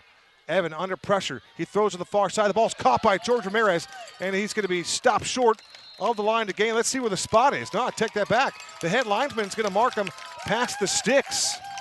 Nice play there by Swoboda. He had pressure coming from the backside, and he got rid of the football. It was Trey Reynolds on the hunt, and George Ramirez made a nice catch, and then that second and third effort for Georgie got the first down. Huge play. Nothing surprising there for Georgie Ramirez. Always outstanding effort all over the football field, offense or defense. Great job by Evan Swoboda that time because Trey Reynolds was bearing down on him. He had to get rid of it in a hurry. Gain of 11. Bourne has one-on-one coverage if they want to go that way. They go to the far side of the field looking for Carrington, and Carrington's going to try to turn around and make the catch, and he does. Anthony Carrington, a 37-yard touchdown reception from Evan Swoboda. And this place is absolute jubilation right now. 8:50 to go in the third quarter. It's now 22-14. Point after try upcoming. How about that throw by Swoboda and an even better catch by AC Anthony Carrington. Oh my. Unbelievable concentration. A beautiful ball by Swoboda. I watched it through the night sky over the lights on the far side of the field, right into the breadbasket of Anthony Carrington. He was almost double covered on that, Kevin, and somehow came up with the football. For Carrington, his 10th reception of the season goes for a 37-yard scoring play, and they're going to try to kick it again. This time it's going to be a new kicker. Hanohano with the hold. The kick is on its way, and it is up, and it's through. So the point after try is good. And for Red Mountain, they tried a new kicker. I believe that was Tyler Brenner. So Brenner, a defensive tackle by nature, a 5'10", 200-pound junior, just split the uprights right there. He came right in there and put it through, Kev. The crossbar is 10 feet above the ground. That kick was at 10.25. Yeah. He didn't clear it by much. Good thing that's not. That ball might have a little yellow paint on it if you check it real close there after that one, Kevin. What is that, the high jump? Yeah. The pole vault, all those crazy things? All I know is we're within 7 points. We're on the road, and it's their homecoming. 22-15. This is a winnable football game. We kind of started to talk about the idea to rally in that second quarter. And old Uncle Mo riding shotgun once again with Red Mountain as the Mountain Lions continue to work on one of their cheerleaders. They have a cheerleader that is taking first aid right now on the table. That's something you don't see very often. This is Larry Royal Jr. to the far outside, and Larry Royal Jr. gets ridden out of bounds. Darius Brown with the special teams tackle, 48, first one to get there, and he sticks Larry Royal Jr. on the sideline. You talk about finishing a tackle. How about Darius Brown? We saw what he could do with the football last week, hauling in a touchdown pass, but right there on special teams, going out there and getting after it, that was a fantastic play, and he led by example right there. Great effort there by Brown. An excellent pursuit angle on special teams there for Red Mountain. Here comes Devin Brown under center. Here come the Mountain Lions. All kinds of vim and vigor. They want to go after the quarterback. Instead, it's Barlow. Nice little delay. A little stutter step before he runs into Cole Loria. And those linebackers are starting to feel it right now. Cole Loria and Skylar Edmonds. And a guy's name that we haven't said a lot tonight, but he's still making plays, is Parker McClure. But you just feel like there's a little more in there from 30 that we can dial in here tonight. Yeah, the linebackers are starting to flow a little bit more now. The defensive line is really getting it done up front. Brown on a play fake. Stopped, fires, ball's caught in the flat, and taking it down the sideline and up the field is, I want to say it's Reynolds. Indeed, it was Trey Reynolds once again. Penalty marker on the play. Nice job there by Eli Palmer to ride with him a little bit. If this penalty holds up and it's against Queen Creek, it would negate a 25-yard pass play. I tell you what, Devin Brown is an elusive young man. He's athletic. He's got good size. You can see why the college scouts like his play. But interesting to roll him out there. This Red Mountain defense you kind of get the feeling they're starting to take over the line of scrimmage here. They are. They're starting to assert their will up front right now. And it looks like this offensive line for Queen Creek is not getting off the football like they were in the first half. So right now, Red Mountain starting to claw their way back into this football game. Down 7 points right now. And they got Queen Creek right where they want them right now after that. Taking advantage of that huge penalty right there because that negated a huge gain that time for the Bulldogs. 22-15. Queen Creek with the lead. 7:44 to go in this third quarter. Larry Royal will line up to the near side. This is Brown over the middle. Ball is caught by Davey Morales, and Davey Morales makes the catch at the 35-yard line. He'll take it out to the 40-yard line. He's got just enough to move the sticks. And that's a first down for Devin Brown to Davey Morales, his fourth catch of this ball game. He's kind of one of those twitch kind of guys like a Julian Edelman. Davey Morales, the leading receiver on this football team.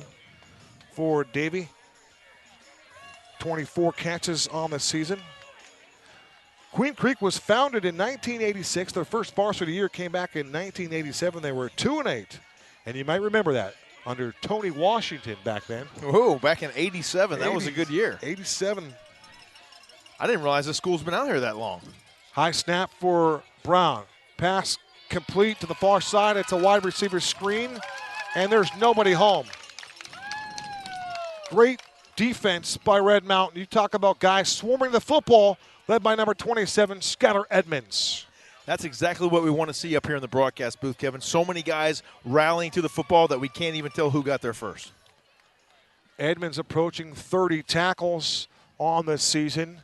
6:38 to go, 22-15. Joe Germain's offense been a little bit more deliberate here after those first two touchdowns, but we kind of get the feeling here that 22 is not going to be enough to win this ball game.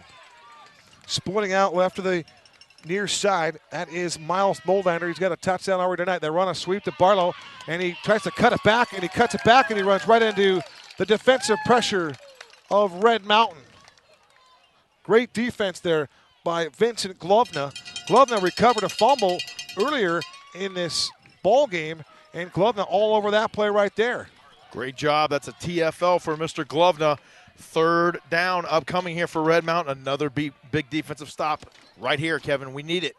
Look at the lineman for Queen Creek, number 73, Isaiah Glass. He's a specimen, 6'5", 255, on his way to Arizona State University. Could be teammates with Ben Bray at some point. The Sun Devils in Southern Cal will take on the Trojans tomorrow. Brown over the middle of the field. The ball's caught. And making the catch was Reynolds. Breaking a tackle is Reynolds down the field to the 30-yard line. Still on his feet inside the 30 and finally brought down. Wow, what a play. Devin Brown to Reynolds. And that one went for big yardage. Yeah, that was a big play right there by Queen Creek. Unfortunately, the flag not called in the backfield there as Isaiah Glass absolutely mugged the defensive lineman for Red Mountain and pushed him into the ground. Devin Brown to Trey Reynolds for 35 yards. 1st and 10, Queen Creek from the 25-yard line.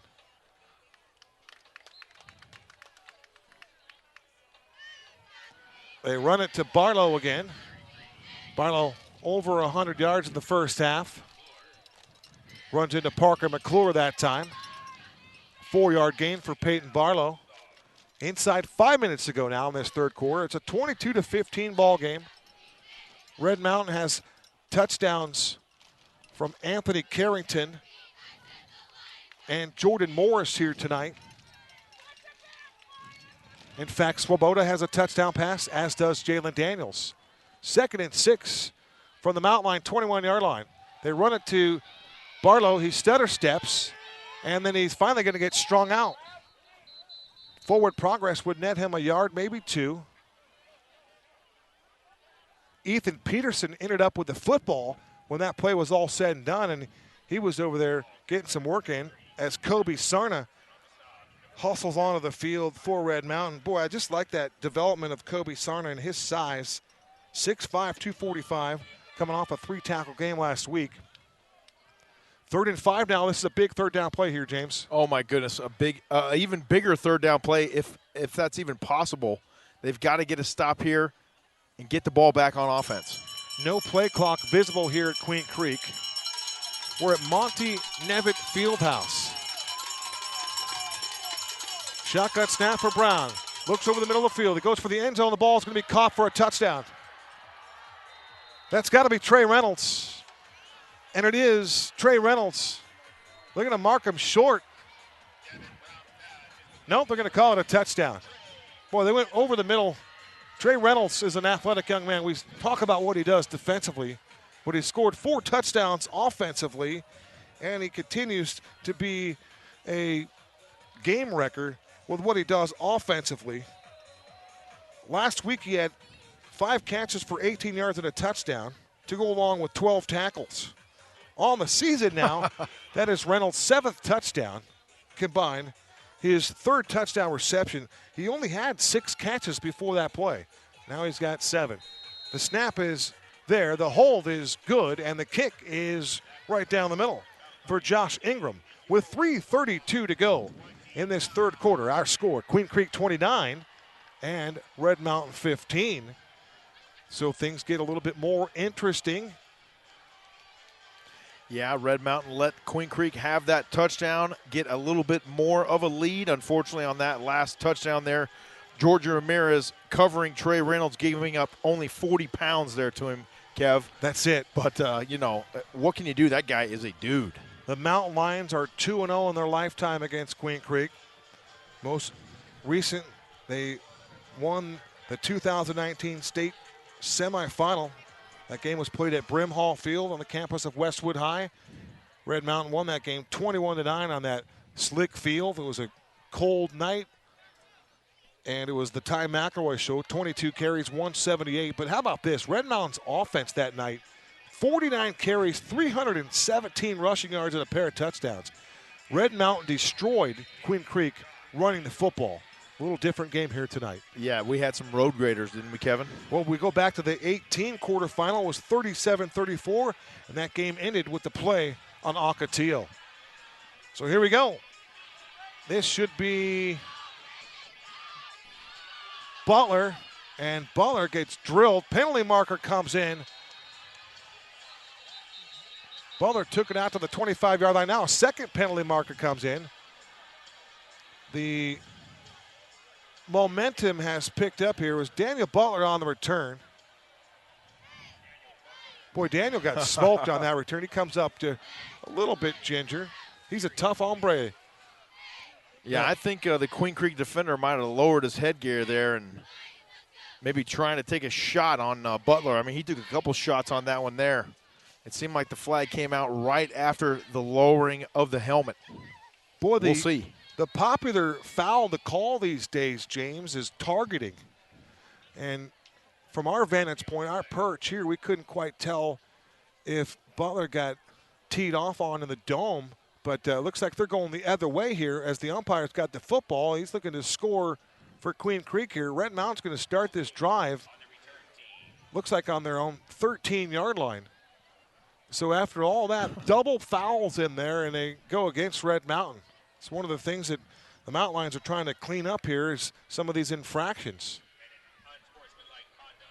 So it was a 15-yard penalty against Red Mountain. That hurts, especially when you're trying to start your drive deep in your own territory. Now it's a little bit deeper in your own territory. That's a tough blow for this offense here. They got to go a long way now, 92 yards to get in the end zone here and continue to keep this game a game.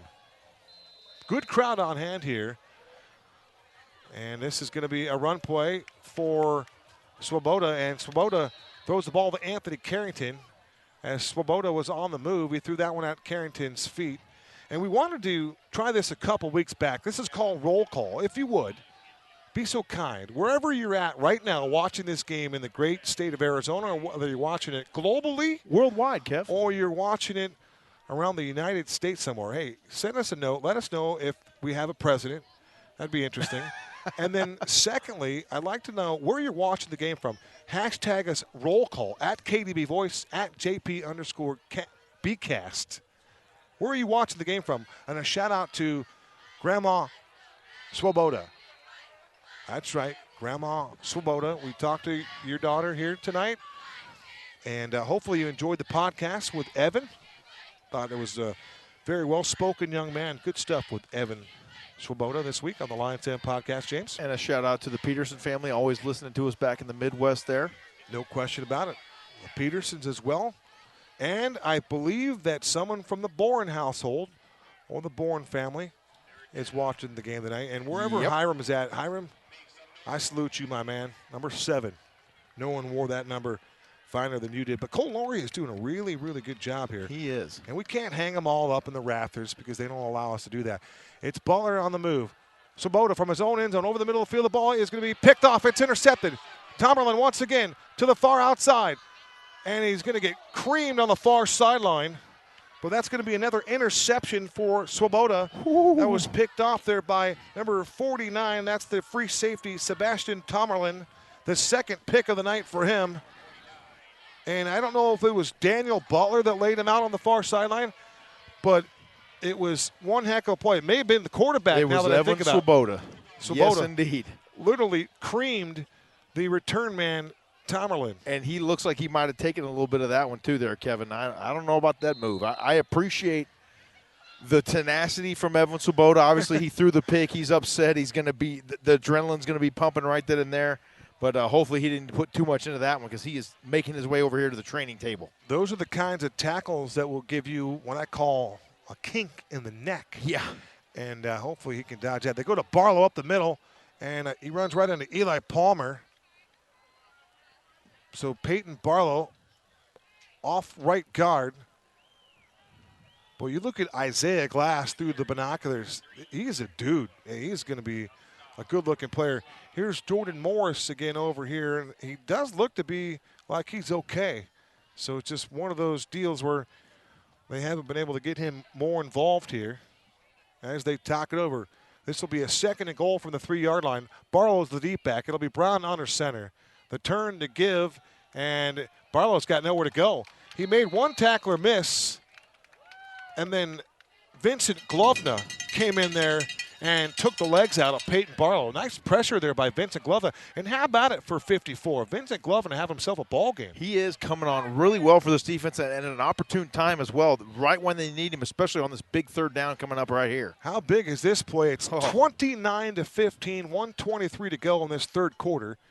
Queen Creek has led this ball game from the outset. I'm just waiting for them to throw the flag on Isaiah Glass holding every play. Every play, Kevin. They run a sweep to the left. It's Barlow with a huge collision at the end zone. He breaks the plane of the goal line, and he scores his 3rd touchdown of this ball game. For Peyton Barlow, he had 1 touchdown entering play tonight. He now has 4 touchdowns. Wow. This guy, the power. He lowers his head. He reminds me of a Christian McCaffrey, not the biggest guy, not really a big bruising running back, but when he's carrying the football, he will run you over.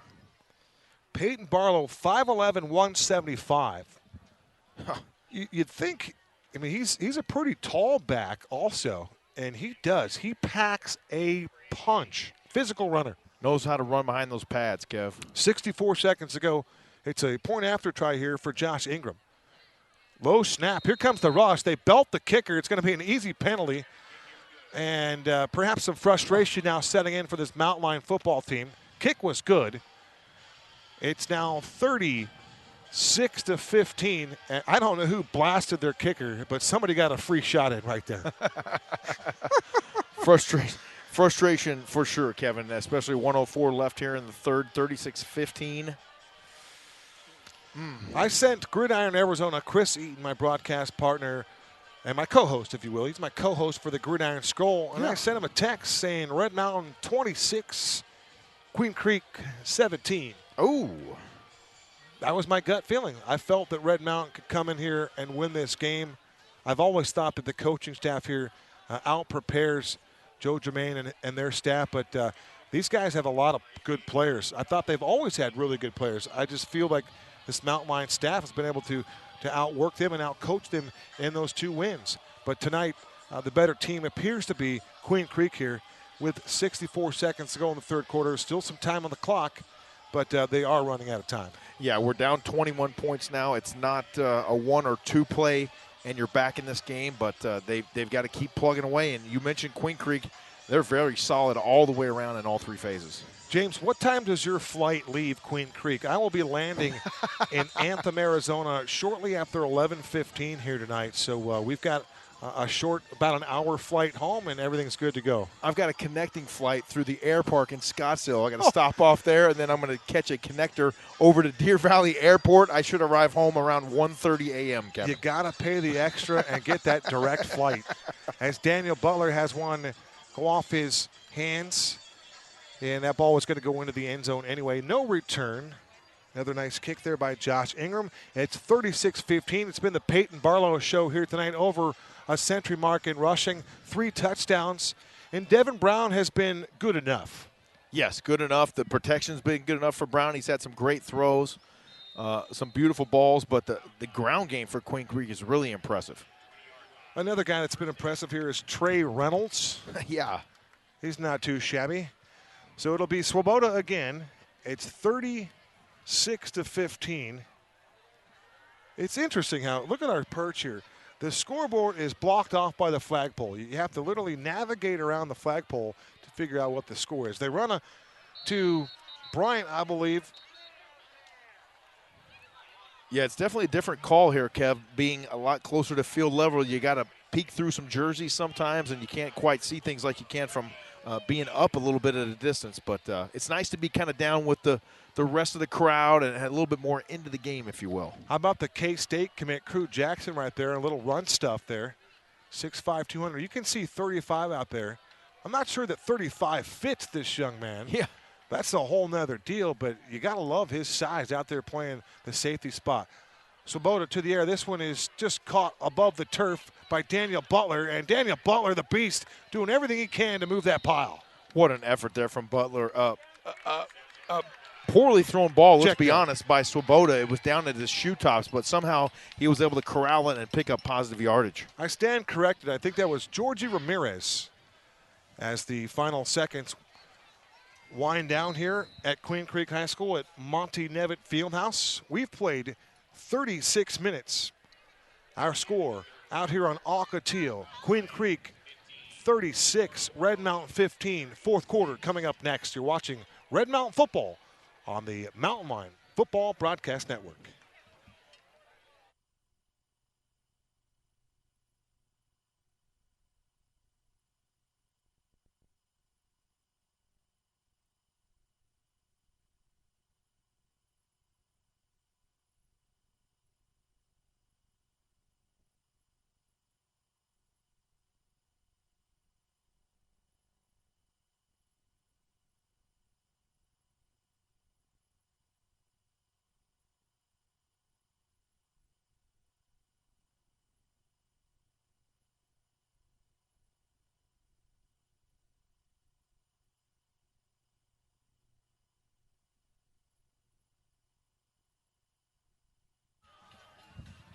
We welcome you back to Queen Creek High School. Kevin Derryberry with James Poovey. Just the beginning of the fourth quarter. 36-15. Red Mountain's going to have to dig down deep here, and they need some quick scoring here if they want to get back in this ball game and win it. Swoboda from the pocket fires outside. Ball's caught by Jacoby. I believe that's Lane making the catch. If that is Lane, that would be his first reception as a member of this varsity team.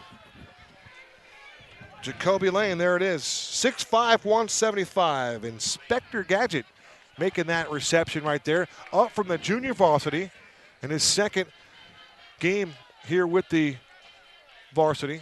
Daniel Butler out there with George Ramirez. Lane also. And then, so there doesn't appear to be Drake Bourne on the field right now. Swoboda back to throw, going for the home run ball again, looking for Anthony Carrington. And Carrington's going to make an adjustment, and he's going to make a diving catch, and it's going to fall down at the 30-yard line. You talk about an acrobatic play by Anthony Carrington. Get him opportunities, and he'll make plays like that. Fabulous catch by AC. Woo, what a great job elevating, high pointing the football. A beautiful throw. Just nice touch on that one there from Swoboda, and Anthony Carrington up into the sky for the reception. Beautiful job. 62 yards on that play. Swoboda to Anthony Carrington, and Carrington, his third catch of this ball game now. He, too, is starting to flirt with the century mark. Swoboda from the pocket, fires left. The ball's caught by Carrington again. Tries to break a tackle, and he's going to be triple teamed, and they'll just throw him out of bounds. We get a penalty thrown in there from the referee and all kinds of extracurricular stuff. I see Javi Pinion down there moving bodies around. Get him out of there. We talked about second and third effort from George Ramirez. You got to love the motor right now from Anthony Carrington. That's a big play there. The confidence, you can just see it coming out. Every catch, every reception, he's getting more and more confident. And then a great job with the football after the catch that time, not letting anyone strip it out. He never went down on the play, Kevin. The previous play, 60-plus, Carrington, the adjustment on the body, just great body work to make that catch and secure the football. Collision to the turf, he held on to it. Let's go. That was a next-level play right there. Big-time play as Jacoby Lane breaks the huddle, and he'll wind up to the far right side. Now they're going to Now they're going to call the foul on Red Mountain, and the Mountain Line fans can't even believe it. And Mike Peterson is beside himself right now. The head linesman has got his hand in between him and Mike Peterson as Mike Peterson wants an explanation. Horrible. And from me to you, Red Mountain just got jobbed right there. Absolutely, positively horrible. And we've seen this before. It's unfortunate. You get a little momentum going, and they try to push it back. They need to score on this play. Swoboda, a pass complete. Another flag has come down, and Peterson all over the official again. And he's talking to his coach with some animation there. Let's see what the penalty's all about. Pass complete to Villanueva, I believe. Again, all kinds of commotion in front of us here. Coach Pete might be on the get-back coach there. I can't quite tell, Kevin. We are just above the players. So a lot of obstruction here from our perch. And somehow or another, Red Mountain will be faced with a third and the freeway here. What is it? Third and almost 20 yards. It'll be Lane to the far side with Butler in the slot. Swoboda's the quarterback. Josiah Villanueva flank to the right. Drake Bourne is checked in. He's in the slot. Beg your pardon, that's George Ramirez. Swoboda wanted Carrington first. He throws over the middle of the ball. It's going to be caught anyway. It's George Ramirez. So George Ramirez has made the catch, and it's Georgie right now who's cramping up. And I talked to Ramirez before the ball game. He was hydrating before the game. So we'll get a timeout taken on the field. 10:47 to go in this one. Our score, Queen Creek 36, Red Mountain 15. You're watching Red Mountain Football on the Red Mountain Football Broadcast Network.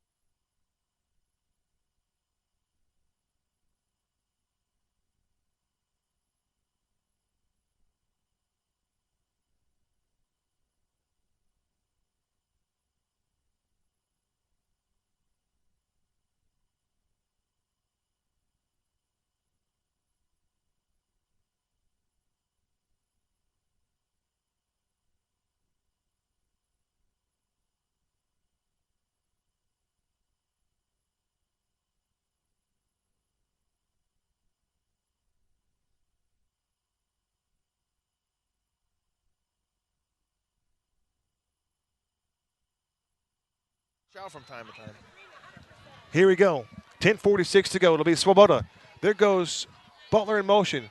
Evan to the end zone. Ball's caught for a touchdown. Anthony Carrington, 15 yards away on a perfect strike from Evan Swoboda. That's the second touchdown of this contest for Anthony Carrington, his third of the season. And here come the Mountain Lions. That's got to put him over the century mark right there, Kevin. We've been waiting for that for the last couple of seasons from AC, and he's coming on right now at the right time. And we're getting back into this ball game. Plenty of time left, but we got to have a stop on defense. That's the third touchdown pass for the quarterbacks for Red Mountain. Swoboda with 2, Jalen Daniels with 1. Extra point try again. I'm still wondering why they don't go for 2 here and try to cut this deficit down. Good snap, good hold, and this time the kick is right down Broadway. Simple as that. 10:38 to go. Our new score, the Bulldogs 36 and the Mountain Lions 22. Still a lot of time to go in this contest, James. Don't go anywhere. That's right. 14 points to make up, though, Kevin, and it starts right now with a defensive stop. 3 and out is exactly what the doctor ordered here for Coach Kyle Enders and this Red Mountain defense. Can you imagine? We are in November already. Hard to believe. Hard to believe.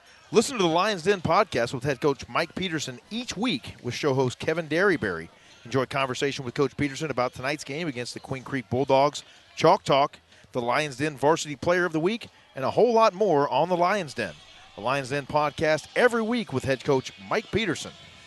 Thank you, James. Good show this past week with Evan Swoboda and Josh Barge, and, of course, our very own Mike Peterson. We always have a good time with that one. So Swoboda to Carrington, 15 yards away, and the extra point is good. How about that?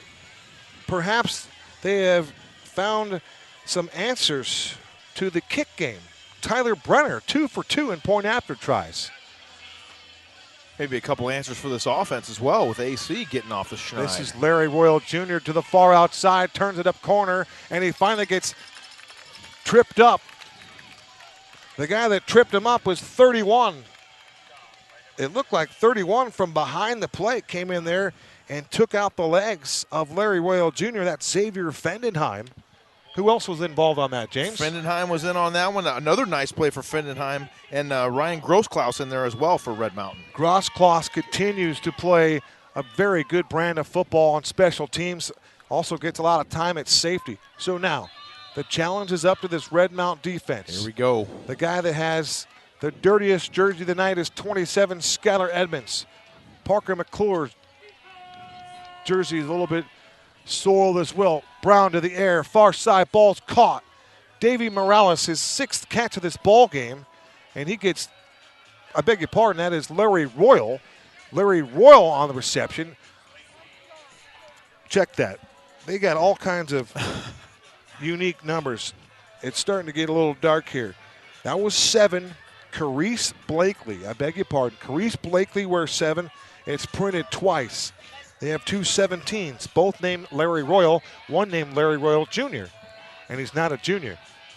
A delay, and I believe they're running to Larry Royal Jr. this time. And who they run into? Eli Palmer once again. How about Eli Palmer? EP, another EP on this defense, is really picking up his gameplay tonight. Eli Palmer having himself a night. A TFL right there for Eli. Great job. He's having a heck of a game. And once again, right place, right time. A loss of 1 on the play, 2nd and long. Plenty of time left here, but we need a stop. Guys growing up, Vincent Glovna, just tremendous effort there, all that by their defensive coordinator, Kyle Enders. As the music has picked up here, it seems like we slipped into a concert here. I like it. On the near side. Clock rolling at 9:30. They run another delay and no one home. Eli Palmer again with back-to-back TFLs. No running room that time. Here comes Kobe Sarna. Nice work in the middle there by 47, Tyler Cade Brown. Brown with his 4 tackles. It's 3rd down! Let's go!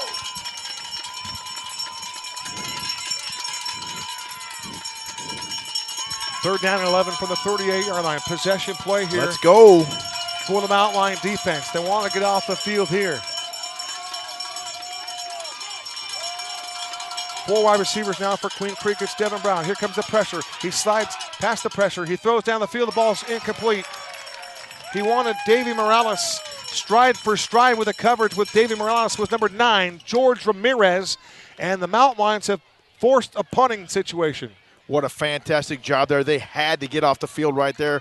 Did what they needed to. Great pressure off the edge that time. Number 7, Cole Loria, once again, just outstanding job putting the heat on Devin Brown and forcing the errant throw. Give Loria a credit for the hurry. And now back deep. Beautiful pump that time for Tomlin. This is going to be George Ramirez. And Georgie's going to be tackled inside the 20-yard line.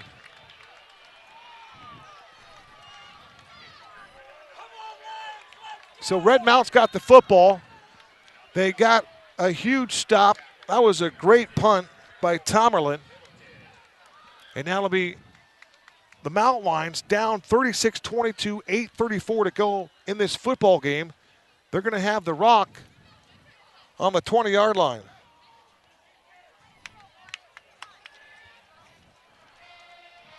Here we go. A nice, long, sustained drive. Actually, we don't need it to be a long drive. We need it to be a quick hitter. We stand corrected.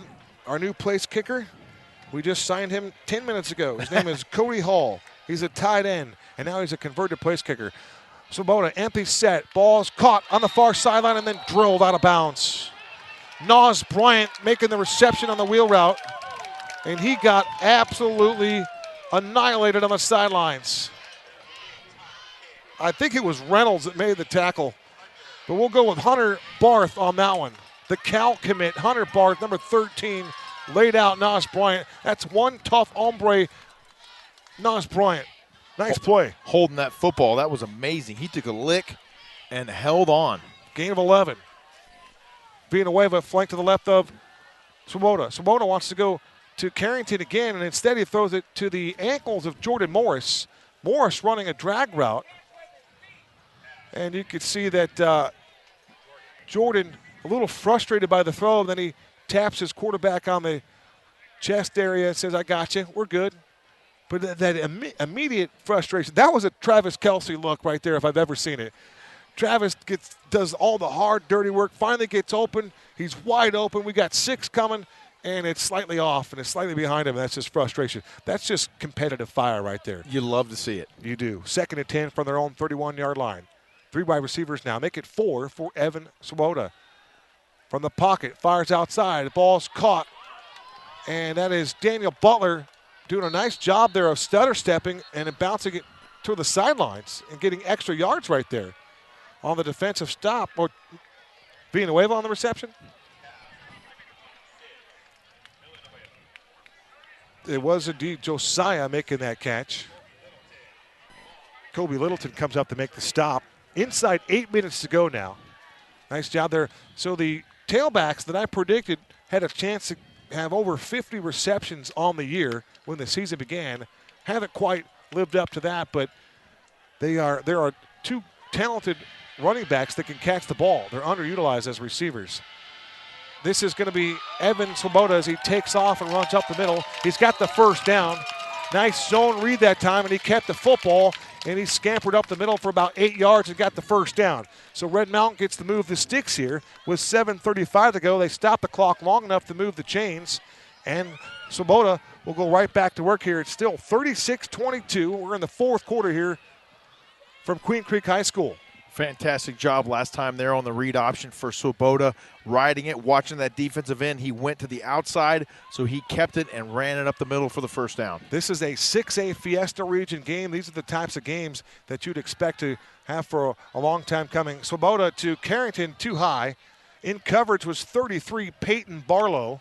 So Barlow obviously is a human being and has to take a few plays off, and it seems like when he's not on the field, they're throwing the ball in the end zone. So you can see Peyton Barlow right back out there. And that time his assignment was to stop 16. And if it wasn't a high ball, he might not have been able to do that. But you got to like the route running tonight of Anthony Carrington. He's been doing a really good job getting himself open and getting himself into space. I dare say a breakout game tonight for Anthony Carrington. Anthony Carrington with 2 touchdown receptions here in this ball game. Clock stopped at 7:14 to go.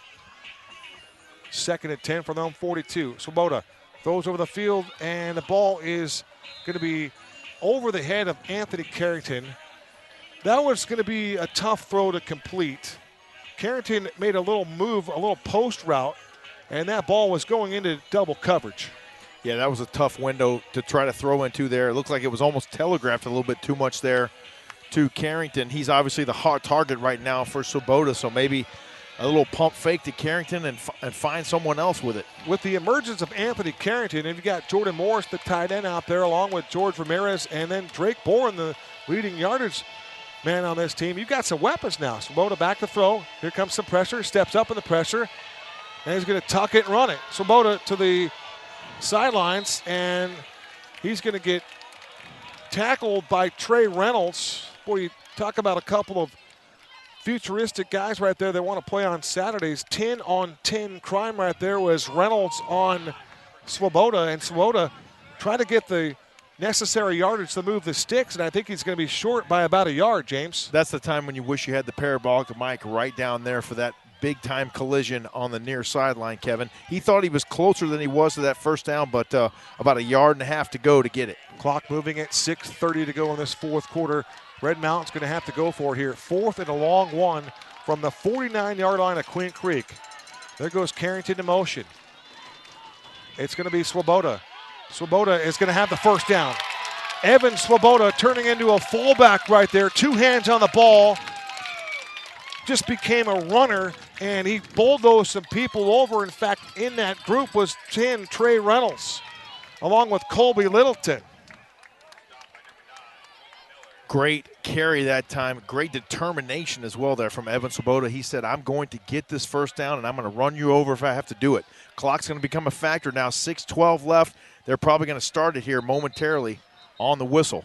When it was all said and done, Miller got the tackle. Colton Miller.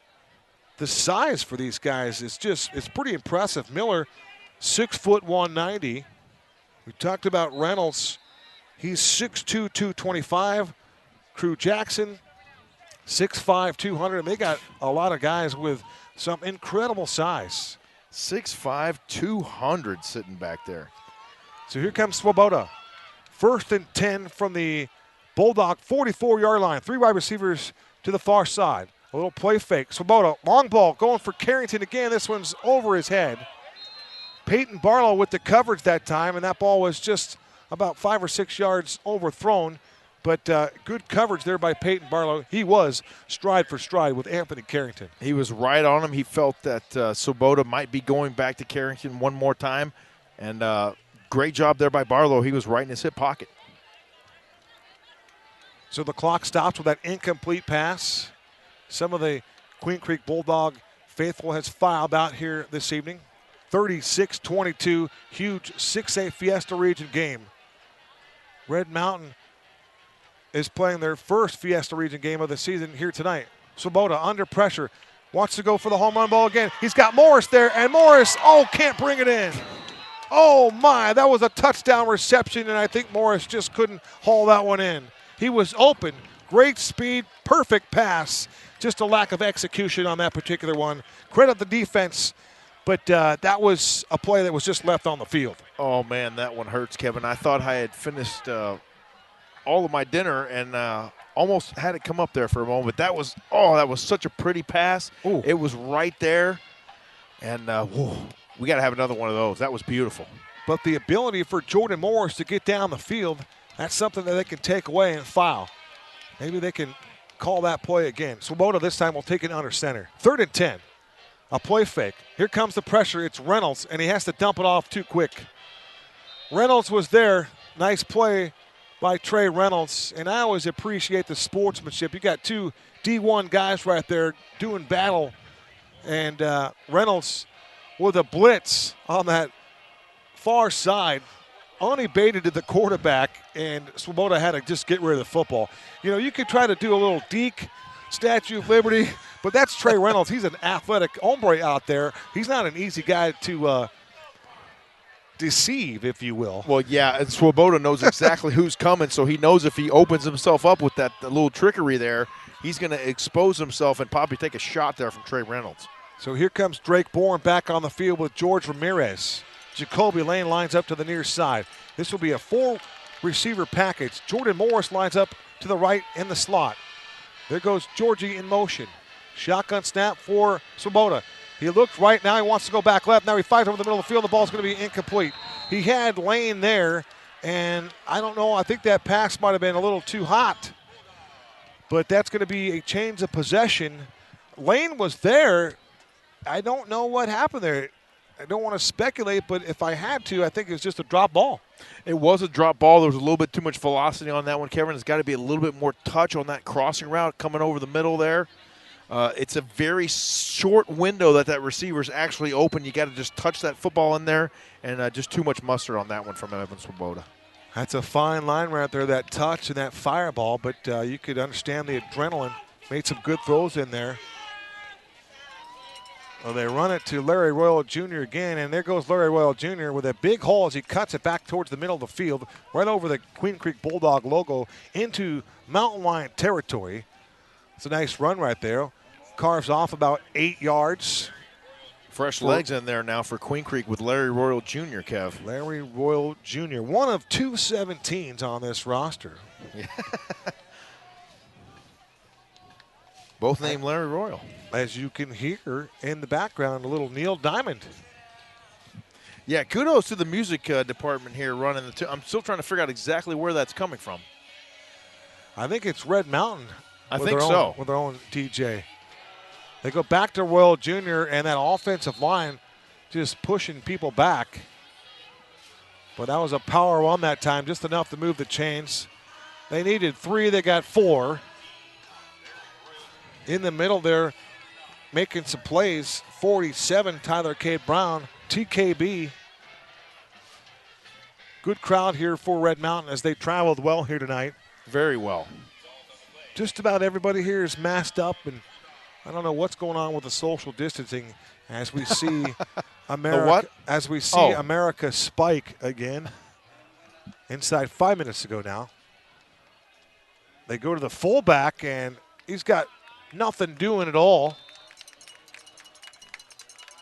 Eli Palmer grabbing the fullback and pulling him down immediately. No gain. Nice job by Eli Palmer. The fullback that time was Dylan Prochaska. And Georgie flying up there and run support as well, as he always does. Cooper Beecher has checked in at one corner spot. Gabe Cook the other. They switch sides here. The 2 safeties, George Ramirez, Ethan Peterson. Looks like Red Mountain will rush for Coloria, showing like he might want to blitz on the outside. They run it to Larry Royal, and he gets pancaked in the backfield. That right there was a gorgeous play from Mr. Cole Loria. That's exactly how you attack. Half a man, stay to the inside, force the action back inside. He's right there to make the stop. Beautiful play there for Cole Loria. Loria with help from Campos to spill the runner. Gain of 1, third. Nope, they're going to say no gain now. This will be a 3rd down and 10. So Red Mountain at this stage of the game, they need to stop and they need to score here in due time. Or a turnover would be nice. Scoop and score. You can hear the cowbells here. Good crowd on hand.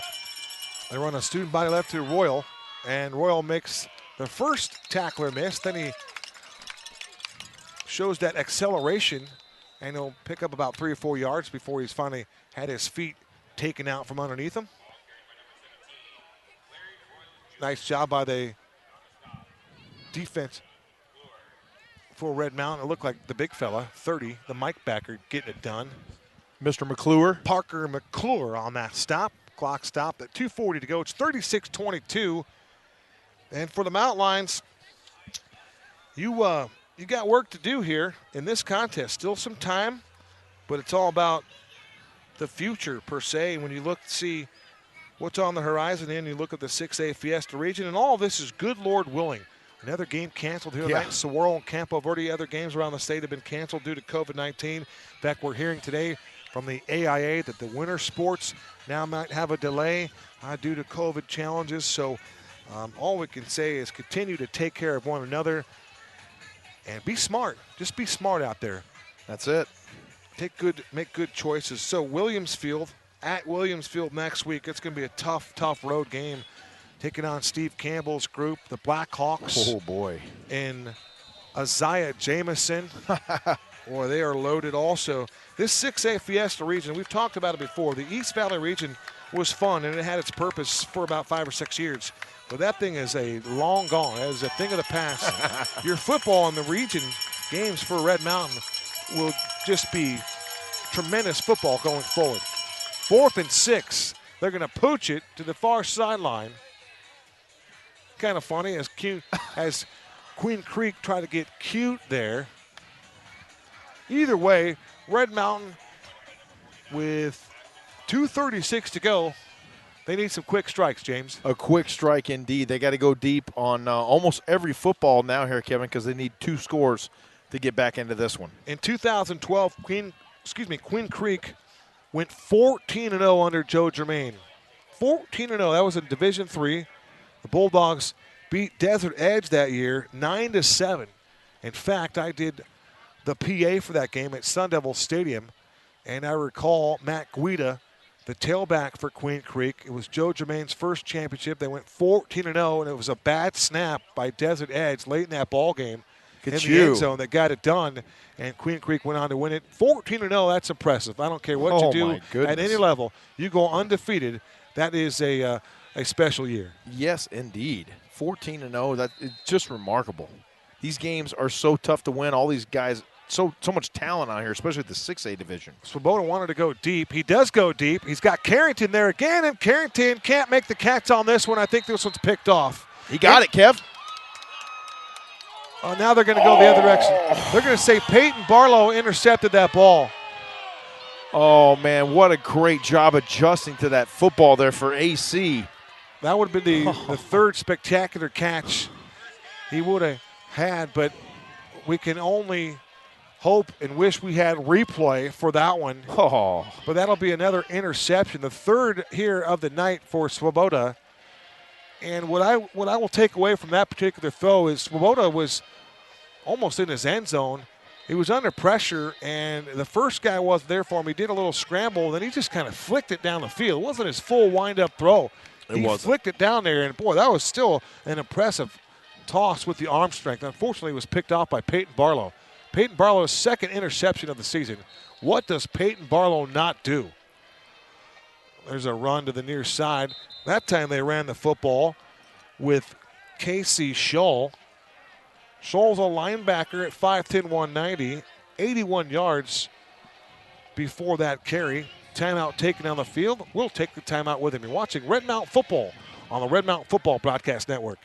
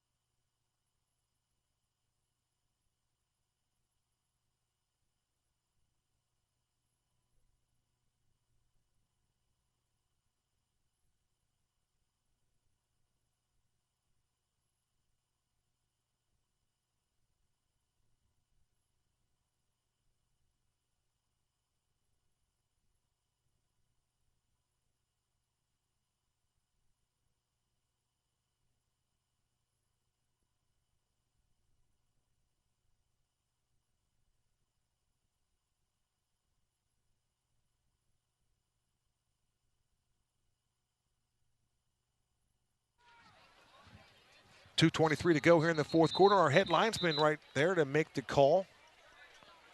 Some Red Mountain fans now starting to file out of here. Special thank you to you, the viewer at home. Always a privilege to be up here broadcasting the games for Red Mountain Football. James Poovey, myself, we thank you for watching tonight, watching all season long. James now in his 5th year, myself, 7 years now calling Red Mountain Football. We've had some dandies over the years, Kevin. I think back to some of the amazing games we called. The playoff game against Brophy at Central High School comes to mind. We broadcast that game from a stairwell. Yeah, almost in each other's lap, actually. We were literally on the stairwell, people going in and out of that press box all game long. I don't know, because usually I'm kind of a high-maintenance kind of dude, and I can't imagine we agreed to broadcast that game from the stairwell. You're not getting audio? Check 1, 2. Yep. Check. Huh. Yeah, it looks like it's coming through. And then, you know, the playoff game out here a couple of years ago. The play on Ocotillo. The play on Ocotillo, as you mentioned. That was Ramses Rivera on the receiving end of a Darren Smith touchdown pass. And then last season, Kevin. Darren Smith to Ramses Rivera. Smith had 343 and 4 in that ball game. Wow. And you know what was impressive about that game? He had all the offense, but it was Braden Jansen, the baby thumper, that night that stepped in and got a big interception. The baby thumper had 10 tackles and a pick that night.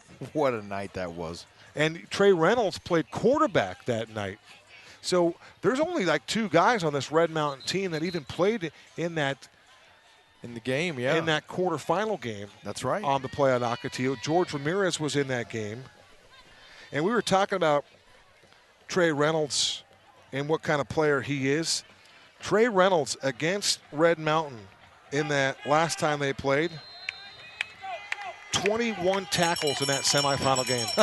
That's 2 games worth of tackling right there. They pass it. It's Devin Brown. He's got the first down.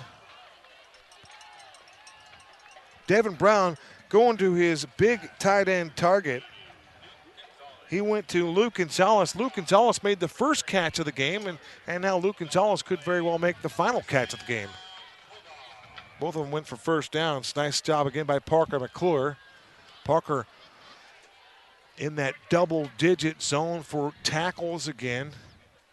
And it's been a pleasure to watch that guy over the last couple of years, too. We get one more year with him. He's only a junior. Just a junior for Parker McClure. Chuck's Fine Meats. All the good folks over there. I got to get over there, Kevin. Closer to home. They're going to put together a little steak package for me, I'm telling you. I know it. I feel it coming. Sweet. And then when we do, we're going to prepare it. Grill it up. And we're going to talk about it for a long time. As they run it again up the middle, they go to Casey Shull. And turnover, Red Mountain football. Or another. Red Mountain's going to rip the ball away from Shull. They get the fumble recovery. No quit in Mike Peterson's group. 36-22. You'd like to see him at least go for an onside kick or something like that. Andrew Bonham, right place, right time, as 22 recovers that fumble. This is a game that's kind of had a little bit of everything here. We've had some unique penalty calls, some turnovers, some hard hitting. Yep. It's been a physical game. This is everything that you'd expect to see in a 6A Fiesta Region game. Yeah, it's been a great battle out here tonight. Obviously, Red Mountain down 14, but they've hung in for the entire game. Here comes Georgie.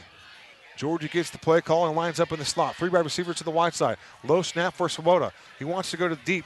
Far sideline again, looking for Boren, and Boren is there, and the ball's broken up. He had Drake Boren. Barth again with the coverage. Boy, they're working on Barth a little bit here tonight. Yeah. One thing about Evan, he has been able to throw the football on any side of the field. We talked about him making all the throws against Skyline. He has demonstrated some arm strength here tonight. He's made another good game, putting some more quality effort on tape here. Swoboda, shotgun snap, fires, and that one's incomplete. Those are the throws right there that kind of make you go, just because of the arm strength. But that is more technique with his footwork and the release of the football. That's all than about a anything release else. point right there. Yes, sir. But correctable things. Some great talent all over the field here tonight. There's 6A Fiesta is just. It's a region loaded with talent all over the place. Looking for Carrington again, and Carrington leaves his feet. Penalty marker comes in. And, I'll be honest with you. The head linesman has made this call, But this call has been made now with 1:25 to go after Mike Peterson has been in his ear hole for the last 3.5 minutes. Unfortunately, that call is coming too late. Yep. The damage was done 4 series ago. But we march on. Agreed. It's not the National Football League. It's not a spot foul. Do you think they should change that rule? Do you think there should be spot fouls in college and high school? I would like to see that. Yeah, I would vote yes on that. I would too. Because I credit the team for taking a shot down the field. And when you job them like that, you're taking that away. Swoboda over the middle of the field. The ball's dropped by Nas Bryant. Tough break right there. Little lack of concentration right there for Nas. We've been privileged to have conversations with Mr. Bryant late last week against Skyline. We saw Mr. Bryant in the parking lot. We talked to Nas's dad here tonight in the stands. Good people. Always great to catch up with those guys when we're making our way either to the concession stand or over to the restroom or something like that. We always enjoy those conversations. You're always going to the concession stand. I'm trying to get some water, man. A little parched out here. Empty pocket. Swoboda underneath to Ramirez, and Ramirez is going to be they're going to tangle him up and then tackle him. Georgie, another impressive catch there. Man. Trying to see you talk about a pleasure to watch. It's been Georgia Ramirez. Caleb Aldrich with the tackle. Evan going for Carrington again. And Carrington, oh my gosh. He made the catch. Anthony Carrington makes the catch. His 3rd touchdown reception of this ball game. And with 52.3 seconds to go in the game, Red Mountain has a chance for the point after try. Wow. It's 36-28 now, and that was an acrobatic catch. If you go back to Monday Night Football 8 to 10 years ago, Antonio Freeman makes a catch for the Packers. When he's on the ground, he's actually has his keister on the turf, and he makes the catch, gets up, and scores the game-winning touchdown.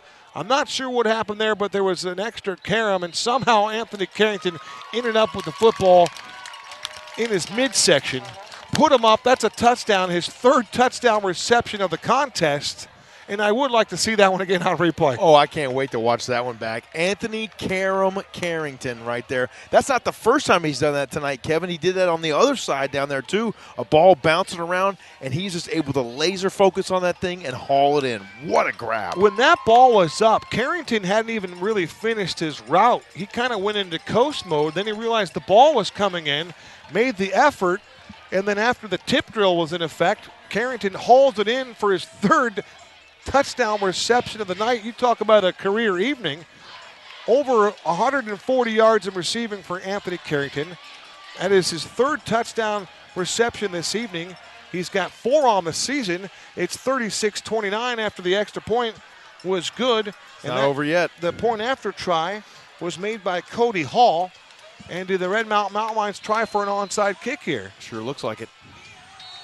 It'll be Evans, and now we get a timeout from Joe Germain, and thank you very much. Yeah, good.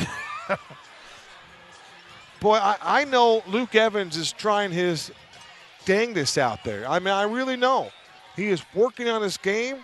He was asked to play football. That's not his sport. He's a soccer player by trade. He's doing what he can to help his group out.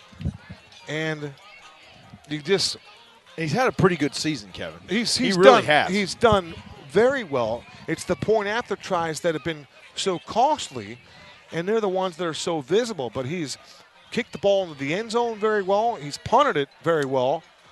And if we call it a high leverage situation, it's those high leverage kicks that are being challenged. So here, when you saw that spin on the ball, we need that ball to go 10 yards versus the 5.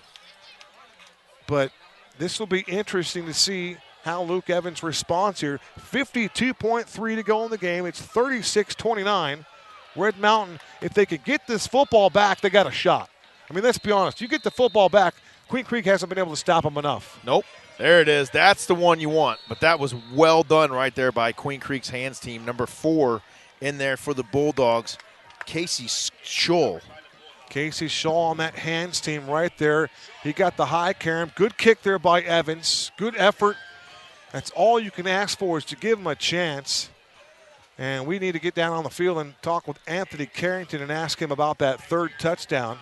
That was the one that we'll talk about for a long time. Oh, man. The one right here, though, was just a fabulous catch in the open field.